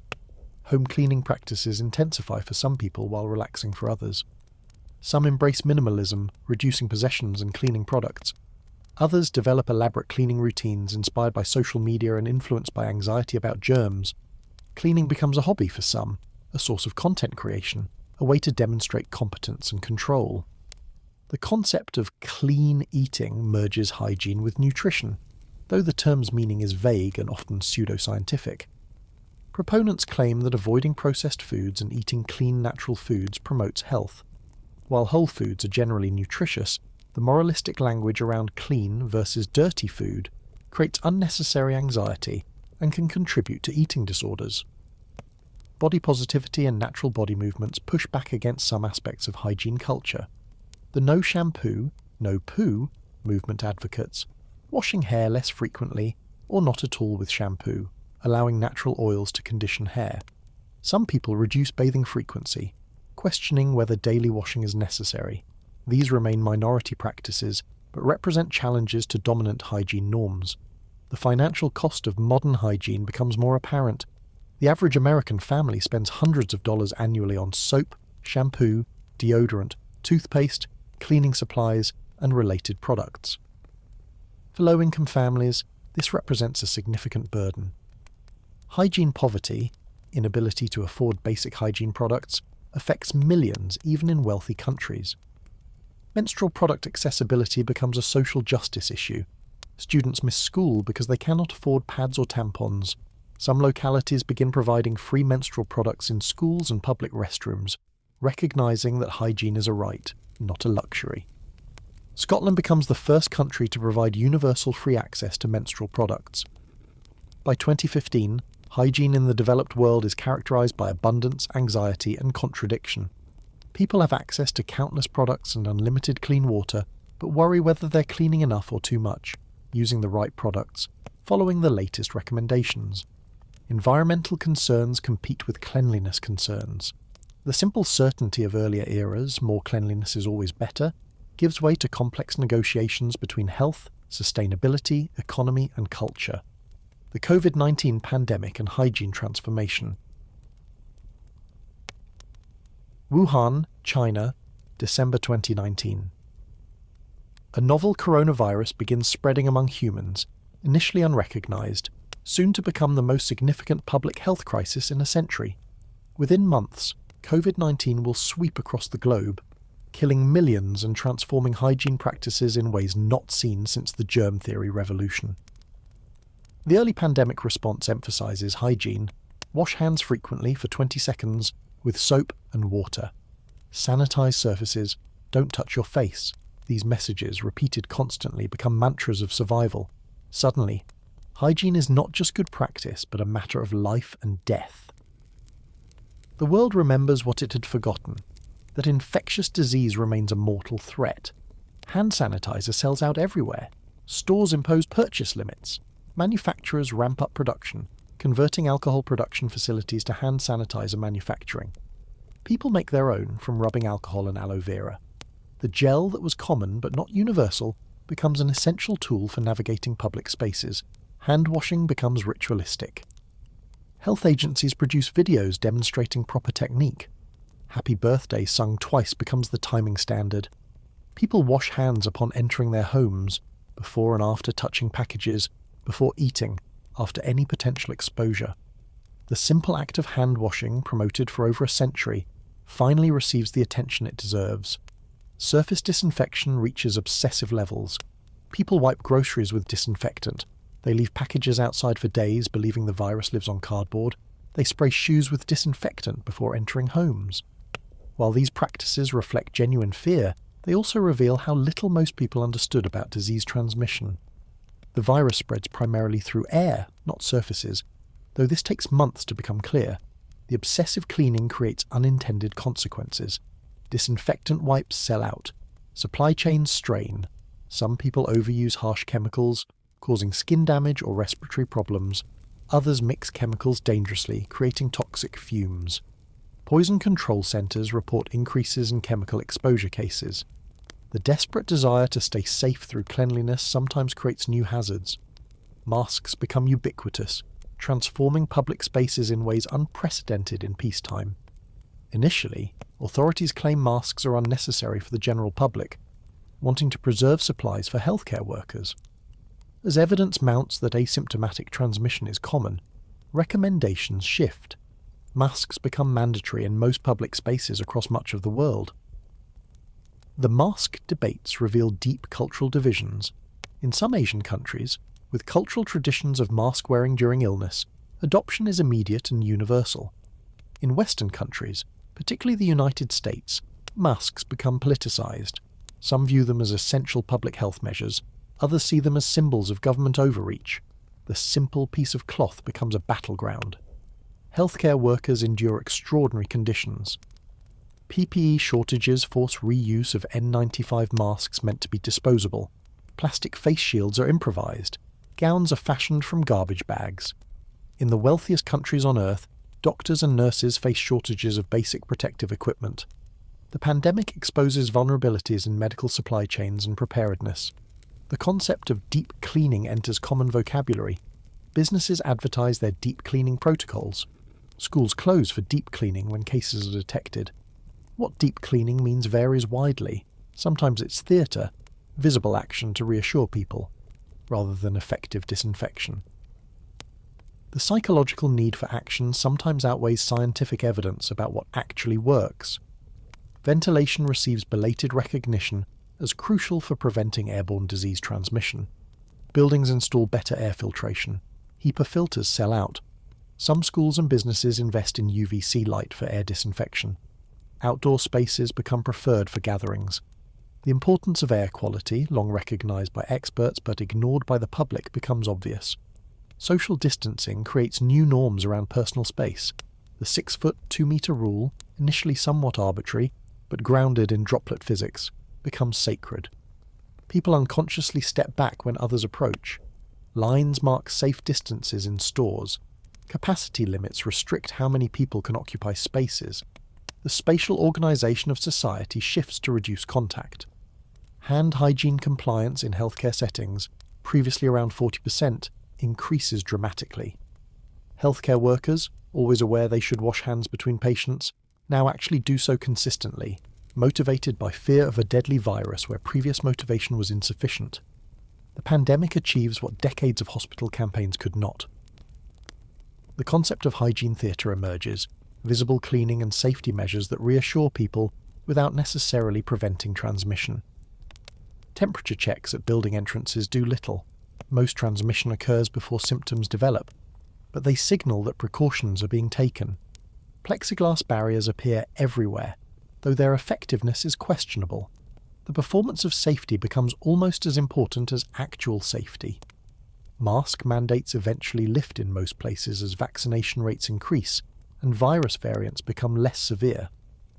But mask wearing persists among some populations: the immunocompromised, the anxious, and those who simply prefer the additional protection. The taboo against wearing masks in Western countries, present before the pandemic, largely disappears. Hand hygiene habits, intensified during the pandemic, persist for many people. Bottles of hand sanitizer remain ubiquitous. Hand washing remains more frequent than pre-pandemic. Some behavioural changes stick even as the acute crisis passes. The pandemic reminder about hygiene's importance doesn't completely fade. Public health infrastructure receives attention and investment it lacked before. Wastewater surveillance systems capable of detecting disease outbreaks early expand. Genomic sequencing capacity increases. Contact tracing systems develop. The pandemic demonstrates that public health investment pays enormous dividends, but requires sustained commitment. Vaccination becomes the ultimate solution, more effective than any hygiene measure at preventing severe disease. The rapid development of mRNA vaccines, designed, tested, and deployed within a year, represents a triumph of science. Billions receive vaccines. Death rates plummet even as cases continue. The pandemic demonstrates both the power and limits of hygiene. Cleanliness helps prevent transmission, but cannot eliminate a highly contagious airborne virus. The developing world faces particular challenges. Vaccine apartheid sees wealthy nations hoarding doses while poor countries wait. Hygiene advice like frequent hand-washing proves impossible where water is scarce. Social distancing is unfeasible in crowded slums. The pandemic exposes and exacerbates global inequality in stark terms. Some positive changes emerge. Respiratory illness rates drop during pandemic restrictions, not just for COVID, but for flu and other diseases. Remote work reduces exposure. The understanding that staying home when sick is responsible, not weak, becomes more accepted. Sick leave policies improve in some places.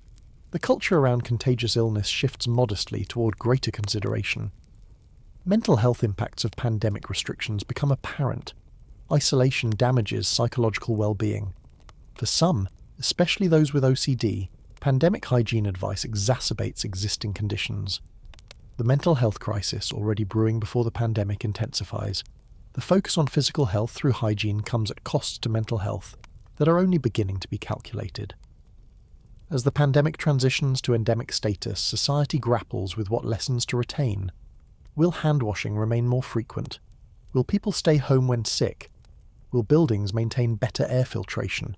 Will masks remain acceptable when feeling ill? The answers vary by culture, by region, by individual choice. The pandemic demonstrates that hygiene alone cannot eliminate infectious disease but remains a crucial defense. It shows that behavioral change, when motivated by clear and present danger, can happen rapidly. It reveals which hygienic practices are effective and which are mainly theatre. And it reminds humanity, yet again, that invisible enemies remain potent threats despite all our technological progress. The microbiome revolution and rethinking cleanliness. In laboratories across the world, scientists are discovering something extraordinary. We are not individuals, but ecosystems, hosting trillions of microorganisms that influence our health in profound ways. The human microbiome, the community of bacteria, viruses, fungi, and other microbes living in and on our bodies, turns out to be essential for digestion, immunity, even mood and behavior. This discovery is forcing a fundamental rethink of what cleanliness means and how much of it is truly beneficial. The gut microbiome receives particular attention. Researchers discover that the bacteria in our intestines, numbering in the trillions and comprising thousands of species, play crucial roles in breaking down food, synthesizing vitamins, training our immune systems, and communicating with our brains. A healthy microbiome is diverse, with many different species in balance. An unhealthy microbiome, dysbiosis, is associated with obesity, diabetes, inflammatory bowel disease, depression, and numerous other conditions. Antibiotics, which save millions of lives by killing pathogenic bacteria, also devastate the gut microbiome. A single course of broad-spectrum antibiotics can reduce microbial diversity that may take months or years to recover, if it recovers at all. The realization leads to more judicious use of antibiotics, to prescribing narrow-spectrum antibiotics when possible, and to interest in probiotic supplements that might help restore healthy microbiomes. The skin microbiome, too, proves vital. Beneficial bacteria on our skin compete with pathogens, produce antimicrobial compounds, and communicate with our immune systems. Excessive washing, particularly with antibacterial soaps, can disrupt this ecosystem. Some dermatologists begin recommending less frequent showering, gentler cleansers, and avoidance of antibacterial products. The concept of rewilding the body emerges among some enthusiasts. They advocate reducing bathing frequency, avoiding antibacterial products, spending time in nature to acquire environmental microbes, and even using probiotic sprays on skin. The movement remains fringe, but represents a reaction against what its proponents see as excessive modern cleanliness. Research on traditional societies provides context. Studies of indigenous peoples, particularly those with minimal contact with Western hygiene practices, reveal they have far more diverse gut microbiomes than people in industrialized nations. They also have lower rates of allergies, autoimmune diseases, and inflammatory conditions. While their disease profiles differ from ours in many ways, the microbiome differences are striking. Fecal microbiota transplantation, FMT, emerges as a treatment for Clostridium difficile infections that don't respond to antibiotics. Introducing healthy donor stool into a patient's intestine can restore a healthy microbiome and cure the infection. The treatment, initially considered bizarre, proves remarkably effective. Researchers are exploring FMT for other conditions, from obesity to autism, though evidence remains preliminary. The hygiene hypothesis gains new support from microbiome research. The immune system, it turns out, needs training from microbes during childhood to develop properly.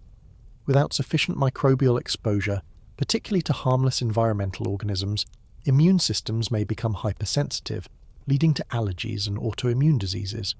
The solution is not less cleanliness in the sense of allowing dangerous pathogens, but more exposure to harmless environmental microbes. The concept of targeted hygiene emerges. Focus cleaning efforts where they matter: hands, food preparation surfaces, toilets, while being less concerned about general environmental cleanliness. This approach maintains protection against pathogens while allowing beneficial microbial exposure. It's a nuanced position requiring more thought than clean everything or don't clean anything. Pet ownership is associated with reduced allergy risk, likely because pets bring environmental microbes into homes. Children who grow up with dogs have more diverse microbiomes and lower asthma rates. The benefit extends beyond childhood. Adult pet owners also show health markers associated with more diverse microbiomes. Dietary fiber proves crucial for microbiome health. Fiber feeds beneficial gut bacteria, allowing them to produce short-chain fatty acids that nourish intestinal cells and modulate immunity. The modern diet, often low in fiber, starves the microbiome. No amount of cleanliness or dirtiness can compensate for poor diet when it comes to microbiome health. Birth method affects microbiome development. Babies born vaginally are colonized by their mother's vaginal and fecal bacteria, establishing their initial microbiome. Cesarean section babies miss this exposure, receiving instead skin and environmental bacteria. C-section babies have different microbiomes and higher rates of allergies and asthma. Some researchers advocate vaginal seeding, swabbing C-section babies with maternal vaginal fluids, though this remains controversial. Breastfeeding supports microbiome development. Breast milk contains not just nutrition, but also oligosaccharides that human enzymes cannot digest, but that beneficial bacteria thrive on. Breastfed babies develop different microbiomes than formula-fed babies, with potential long-term health implications. The relationship between infant feeding, microbiome development, and lifelong health is complex and still being unravelled. The food industry begins responding to microbiome research. Probiotic products proliferate: yogurts, drinks, supplements, all claiming to improve gut health. The evidence for most commercial probiotics is limited. Most don't survive passage through the stomach, and even those that reach the intestine often don't colonize permanently. Prebiotics, foods that feed beneficial bacteria, may be more effective than probiotics for most people. Fermented foods gain popularity as sources of beneficial bacteria. Kimchi, sauerkraut, kefir, kombucha, and other fermented products become trendy. While their health benefits are sometimes exaggerated, they do provide live bacteria and may contribute to microbiome diversity. The resurgence of fermentation represents, in part, a return to traditional food preservation methods that modern hygiene and refrigeration made unnecessary. Schools of thought divide over practical implications. Some scientists warn against overreacting to microbiome research, arguing that basic hygiene remains essential for preventing disease. Others advocate significant changes to cleaning practices, particularly reducing use of antibacterial products. The truth likely lies between extremes, maintaining hygiene where it prevents disease while being less concerned about sterile environments where they're unnecessary. The COVID-19 pandemic complicates matters. The necessity of preventing a deadly viral disease conflicts with concerns about microbiome health. Increased hand-washing and sanitizer use, essential during the pandemic, likely impact microbiomes. The long-term health consequences of pandemic hygiene practices remain unknown, and may take years to understand. Children's environments receive particular attention. Should we let children play in dirt, expose them to animals, be less concerned about minor dirt accumulation? Many experts say yes, within reason. Children should still wash hands before eating and after using the bathroom, but playing outside and bringing some environmental microbes home is probably beneficial. The cleaning product industry faces pressure to reformulate. Many consumers now seek products without antibacterial agents, without harsh chemicals. products that clean without disrupting home microbiomes. Companies respond with microbiome-friendly cleansers, though the evidence for such products is often limited. The pendulum is swinging, though not all the way back. After a century of increasingly rigorous hygiene culminating in pandemic-era extremes, there's recognition that some modern practices may be excessive, but no serious scientist advocates returning to the filthy conditions of the past. The goal is calibrated hygiene, clean what needs to be clean, relax elsewhere, and recognise that not all microbes are enemies. The microbiome revolution is still in its early stages.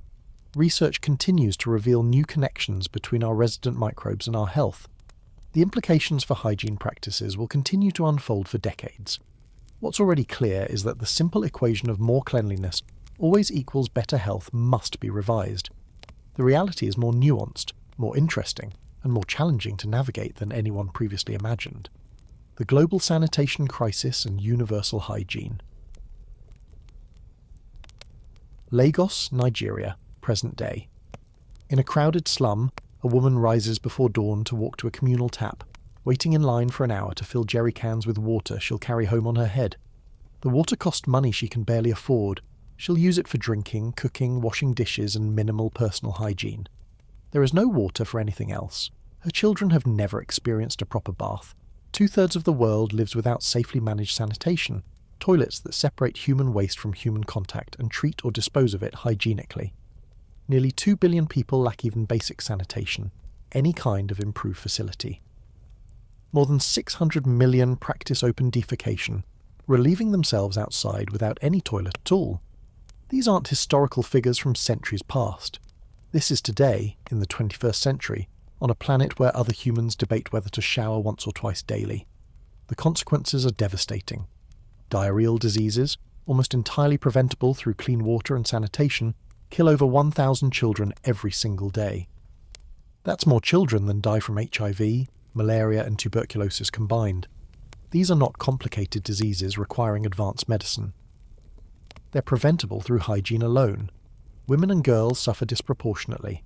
Without private sanitation facilities, they must wait for darkness to defecate, risking assault and animal attacks. Many miss school during menstruation because schools lack private toilets and facilities for managing menstrual hygiene. The lack of sanitation perpetuates gender inequality, limiting educational and economic opportunities for half the population. Stunting, impaired growth due to chronic malnutrition and repeated infections, affects 150 million children globally. Poor sanitation is a major contributor. When children are constantly infected with intestinal parasites and bacteria, their bodies cannot properly absorb nutrients. Even adequate food cannot prevent stunting when sanitation is absent. The effects last a lifetime. Stunted children perform worse in school, earn less as adults, and suffer more health problems. The economic cost is staggering.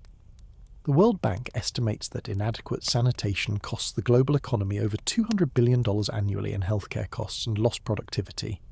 Every dollar invested in water and sanitation returns an estimated $4 in economic benefits, yet investment remains insufficient. Poor sanitation is not just a health crisis, but an economic development crisis. Progress is being made slowly. The Sustainable Development Goals, adopted in 2015, include targets for universal access to water and sanitation by 2030. Billions of dollars flow toward water and sanitation projects. Innovative approaches, community-led total sanitation, container-based sanitation, emergency toilets for refugees are being deployed. India's Swash Bharat Clean India campaign, launched in 2014, aims to eliminate open defecation and improve sanitation across the country. The government claims remarkable success. Hundreds of millions of toilets built, villages declared open defecation free. Critics note that many toilets aren't used, that behaviour change lags behind construction, and that caste discrimination affects who can access facilities. Still, progress is undeniable even if incomplete. Technology offers new solutions: waterless toilets that convert waste to fertilizer, solar-powered treatment systems, biogas digesters that turn sewage into cooking fuel, container-based sanitation, where waste is collected in cartridges and transported for processing, mobile payment systems for sanitation services, satellites that identify areas practicing open defecation. Technology cannot solve everything, but it helps. Community-led approaches prove more sustainable than top-down projects. When communities identify their own sanitation problems, develop their own solutions, and implement them collectively, adoption and maintenance are better. External agencies provide facilitation and modest financial support, but don't dictate solutions. This approach respects local knowledge and builds local capacity. Menstrual hygiene management receives increasing attention. Organisations work to ensure girls have access to affordable pads or tampons, private facilities for changing them, and soap and water for washing. Some promote reusable menstrual cups as sustainable, affordable alternatives to disposable products. Taboos around menstruation are being challenged, allowing open discussion of practical needs. Refugee camps face acute sanitation challenges. Millions displaced by conflict live in camps where sanitation is difficult to provide and maintain. Innovative emergency toilets, urine-diverting composting toilets, and rapid waste treatment systems are deployed. But resources are always insufficient. Disease outbreaks remain common. The humanitarian response continues improving, but cannot fully meet needs. Urban slums present particular challenges. Conventional sewer systems are too expensive and technically infeasible in dense, unplanned settlements. Alternative approaches, decentralized treatment, container-based sanitation, communal facilities can work but require sustained investment and maintenance. Land tenure issues complicate matters. Landlords won't invest in sanitation for informal settlements that governments might demolish. Climate change exacerbates water and sanitation challenges. Droughts reduce water availability. Floods contaminate water supplies and damage sanitation infrastructure. Rising seas threaten coastal communities. Climate adaptation strategies must include water and sanitation resilience. The crisis will worsen without action. The COVID-19 pandemic highlighted these inequalities starkly. Wash your hands frequently, health authorities advised. But how can you wash hands without access to water? Social distancing is impossible in crowded slums. The pandemic's impact was most severe where water and sanitation were lacking. The crisis underscored that public health is only as strong as its weakest link. International organisations coordinate efforts. UNICEF, WHO, the World Bank and numerous NGOs work on water and sanitation. But coordination challenges persist. Duplication of efforts wastes resources. Different approaches sometimes conflict. Progress would accelerate with better coordination and more funding. Private sector involvement increases. Sanitation as a business, not just a charity, can be sustainable. Social enterprises develop affordable toilets, provide sanitation services for profit while serving the poor, and create markets for waste products like fertilizer or biogas. While not a complete solution, some people are too poor to afford even low-cost services, market-based approaches complement government and NGO efforts. Behaviour change campaigns address the demand side. Building toilets is insufficient if people don't use them. Campaigns address cultural beliefs, provide information about health benefits, use social pressure to change norms, and celebrate communities that achieve sanitation targets. These campaigns are increasingly sophisticated using insights from behavioural science. Sanitation workers, those who empty pit latrines and maintain sewage systems, often face dangerous conditions and social stigma. In India, manual scavenging, emptying dry toilets by hand, persists despite being illegal. Protecting sanitation workers, providing them with proper equipment and training, and ending discrimination against them are essential components of achieving universal sanitation. The developed world cannot be complacent. Even in wealthy countries, vulnerable populations lack adequate sanitation. Homeless people have no access to toilets or showers. Rural poor may have substandard septic systems. Indigenous communities sometimes lack running water. Migrant farm workers live in conditions that violate basic sanitation standards. Every country has work to do. Aging infrastructure threatens developed world sanitation. Many cities have century-old sewer systems that are cracking, leaking, and insufficient for current populations. Combined sewer systems, which carry both sewage and stormwater, overflow during heavy rains, dumping raw sewage into rivers. Replacing this infrastructure is enormously expensive but necessary. The goal of universal access to water and sanitation by 2030 will not be met. current progress rates are insufficient. But the goal focuses attention, mobilizes resources, and drives innovation. Even if 2030 is unrealistic, 2040 or 2050 are achievable if commitment continues. Every person who gains access to safe water and sanitation is a victory, even if universal access remains distant. The hygienic revolution that transformed the developed world over the past 150 years must now extend globally. The technology exists, the knowledge exists, the economic case is clear. What's needed is political will, sustained investment, and recognition that sanitation is a human right, not a luxury. As long as billions lack basic hygiene, humanity's hygienic journey remains incomplete. The future of hygiene. We stand at a crossroads in humanity's long relationship with cleanliness. Behind us stretches 4 millennia of slowly accumulating knowledge, of practices refined through observation and intuition, of scientific breakthroughs that revealed the invisible world, of engineering marvels that brought clean water to millions. Before us lies a future full of both promise and peril, where the challenges are simultaneously more complex and more solvable than ever before. The immediate future of hygiene will be shaped by artificial intelligence and data analytics. Smart sensors can detect contamination in water systems in real time, alerting authorities to problems before anyone falls ill. Machine learning algorithms analyze wastewater data to predict disease outbreaks days before they become apparent through traditional surveillance. Robots sterilize hospital rooms more thoroughly than human cleaners, using measured doses of ultraviolet light and chemical disinfectants. Bathroom fixtures are becoming intelligent. Smart toilets can analyze urine and feces, detecting early signs of disease, monitoring hydration, tracking dietary patterns. These data, uploaded to cloud servers and analyzed by AI, could provide early warning of health problems. Privacy concerns abound. Who owns this intimate data? Who can access it? How is it protected? But the health benefits may prove irresistible. Antimicrobial surfaces are being developed that kill bacteria and viruses on contact. Copper and silver coatings, which naturally inhibit microbial growth, are being incorporated into high-touch surfaces in hospitals and public spaces. Self-cleaning surfaces, inspired by lotus leaves, repel water and dirt. Materials that change properties in response to contamination are being engineered. The passive infrastructure that fights pathogens without human intervention. Water purification technology continues advancing.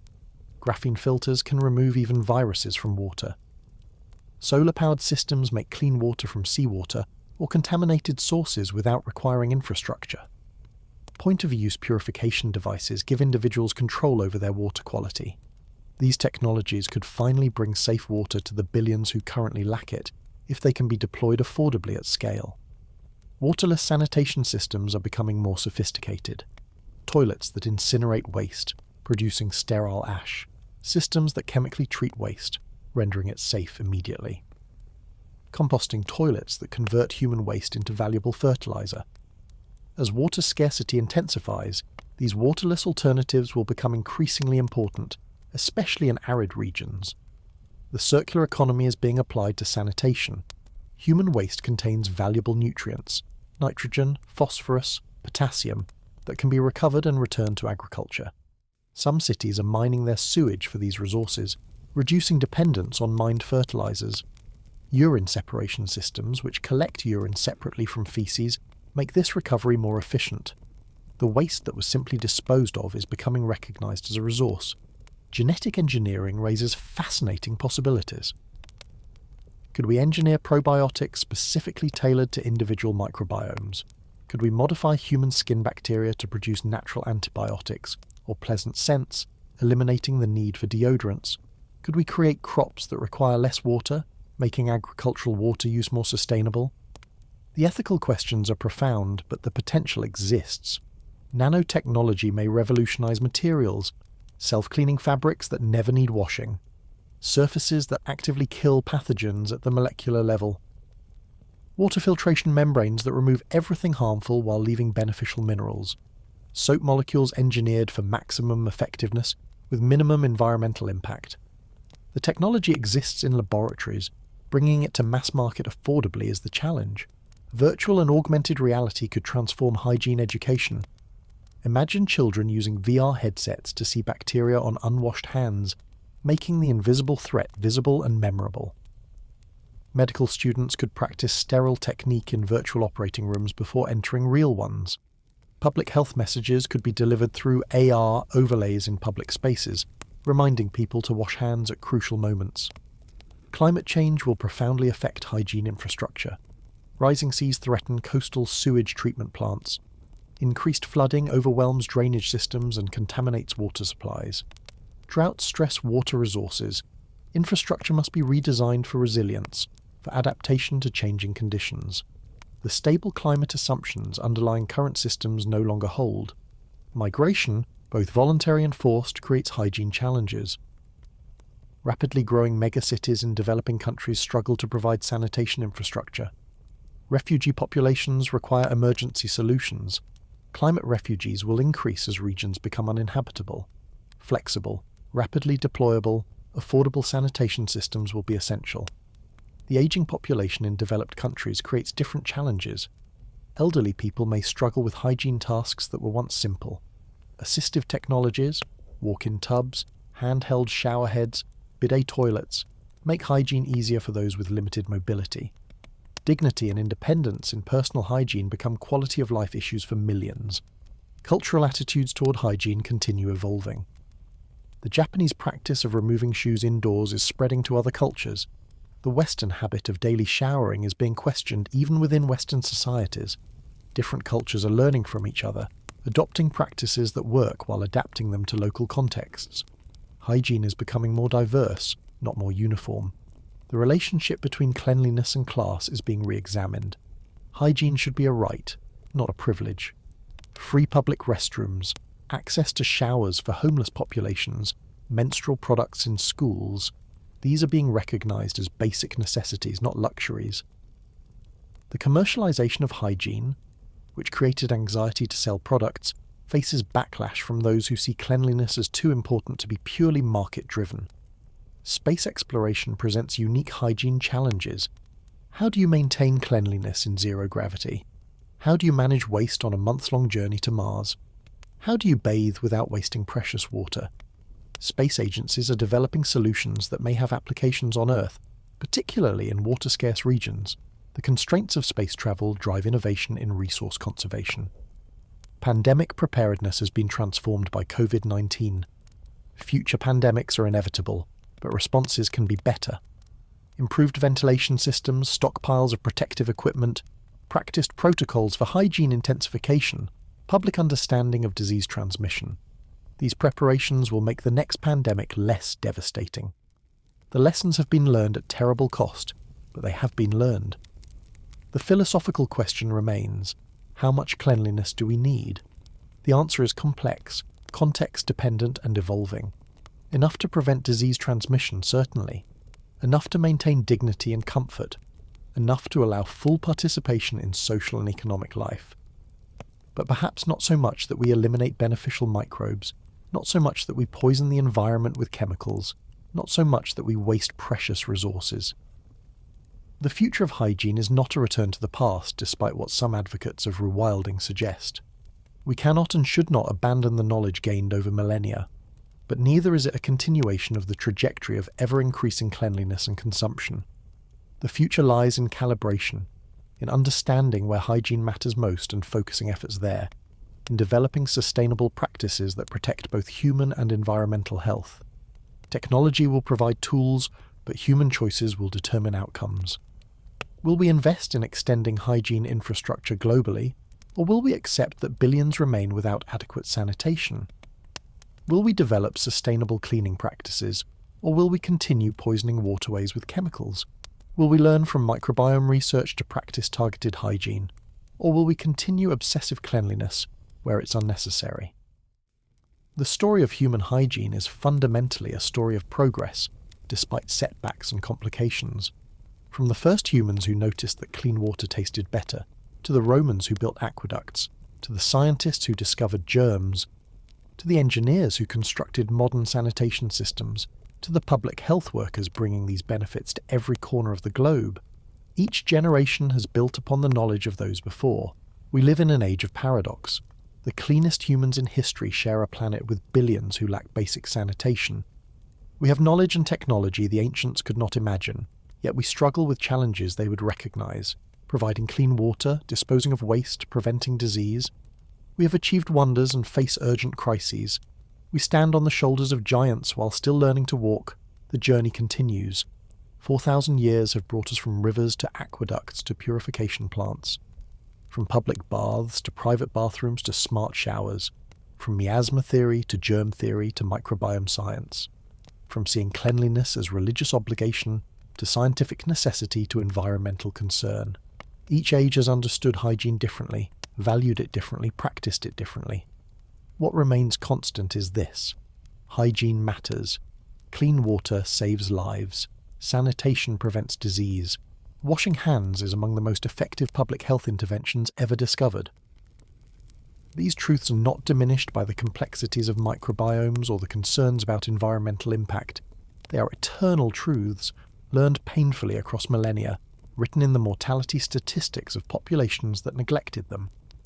As night falls and another day in human history draws to a close, as people across the world wash their hands, brush their teeth, prepare for sleep in homes with running water and sanitation that would have seemed miraculous to their ancestors, we can acknowledge both how far we have come and how far we must still go. The hygienic revolution is not complete. It may never be complete, but it continues, driven by human ingenuity, compassion, and the fundamental desire to live healthy lives in clean environments. The chronicles of hygiene end here, but the story continues. Tomorrow, scientists will make new discoveries, engineers will develop new technologies, public health workers will bring clean water to communities that lack it, and billions of people will perform the simple acts of washing, cleaning, maintaining their bodies and their spaces, continuing the ancient human quest for cleanliness that began beside the first rivers and continues today, reaching toward a future where everyone, everywhere, can live with the dignity that cleanliness provides.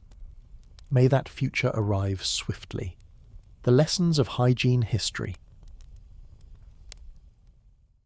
As we emerge from this journey through 4,000 years of human cleanliness, as we return to the present moment carrying the weight of this accumulated knowledge, we must pause to consider what these chronicles teach us.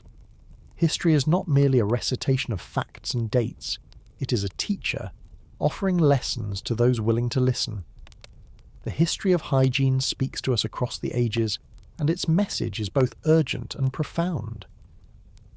First lesson: progress is neither linear nor inevitable. The Romans achieved sanitation standards that Europe would not match for 14 centuries. Knowledge was lost, infrastructure crumbled, practices that saved lives were abandoned. The medieval regression in hygiene demonstrates that progress can reverse, that civilizations can forget what they once knew, that each generation must actively maintain and advance the achievements of those before.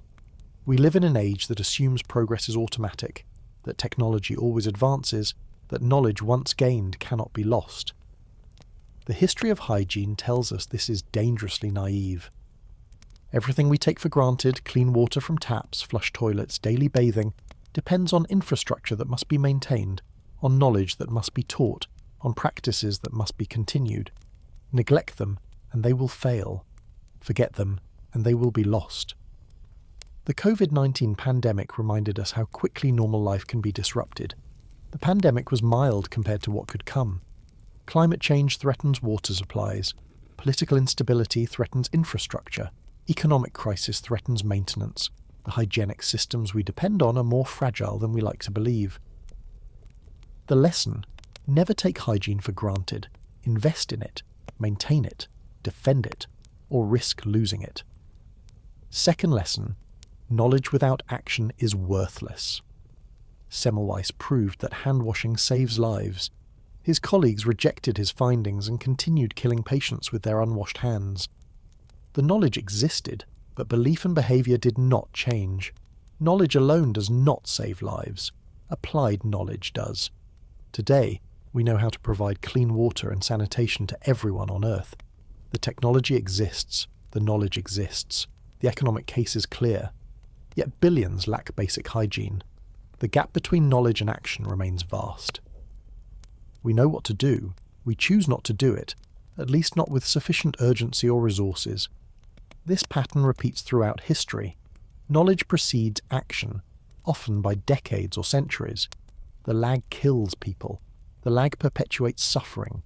The lesson: knowledge must be translated into practice, into policy, into infrastructure. Scientists must be heard.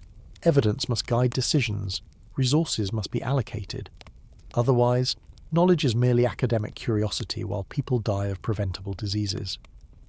Third lesson: hygiene is inseparable from inequality. Throughout history, cleanliness has been stratified by class. The rich bathed while the poor went filthy. The wealthy lived in homes with sanitation while the poor lived in squalor. Even today, the global rich enjoy hygiene standards unimaginable to the global poor. Hygiene has always been a marker of privilege, a divider between those who have and those who lack. This is morally intolerable and practically foolish. Disease does not respect class boundaries. Epidemics that begin in slums spread to mansions. The cholera that kills the poor eventually threatens the rich. Public health requires public infrastructure available to all. No society is truly clean while any of its members live in filth. The lesson: hygiene must be universal, or it is insufficient. Extending hygiene to all is not charity but necessity.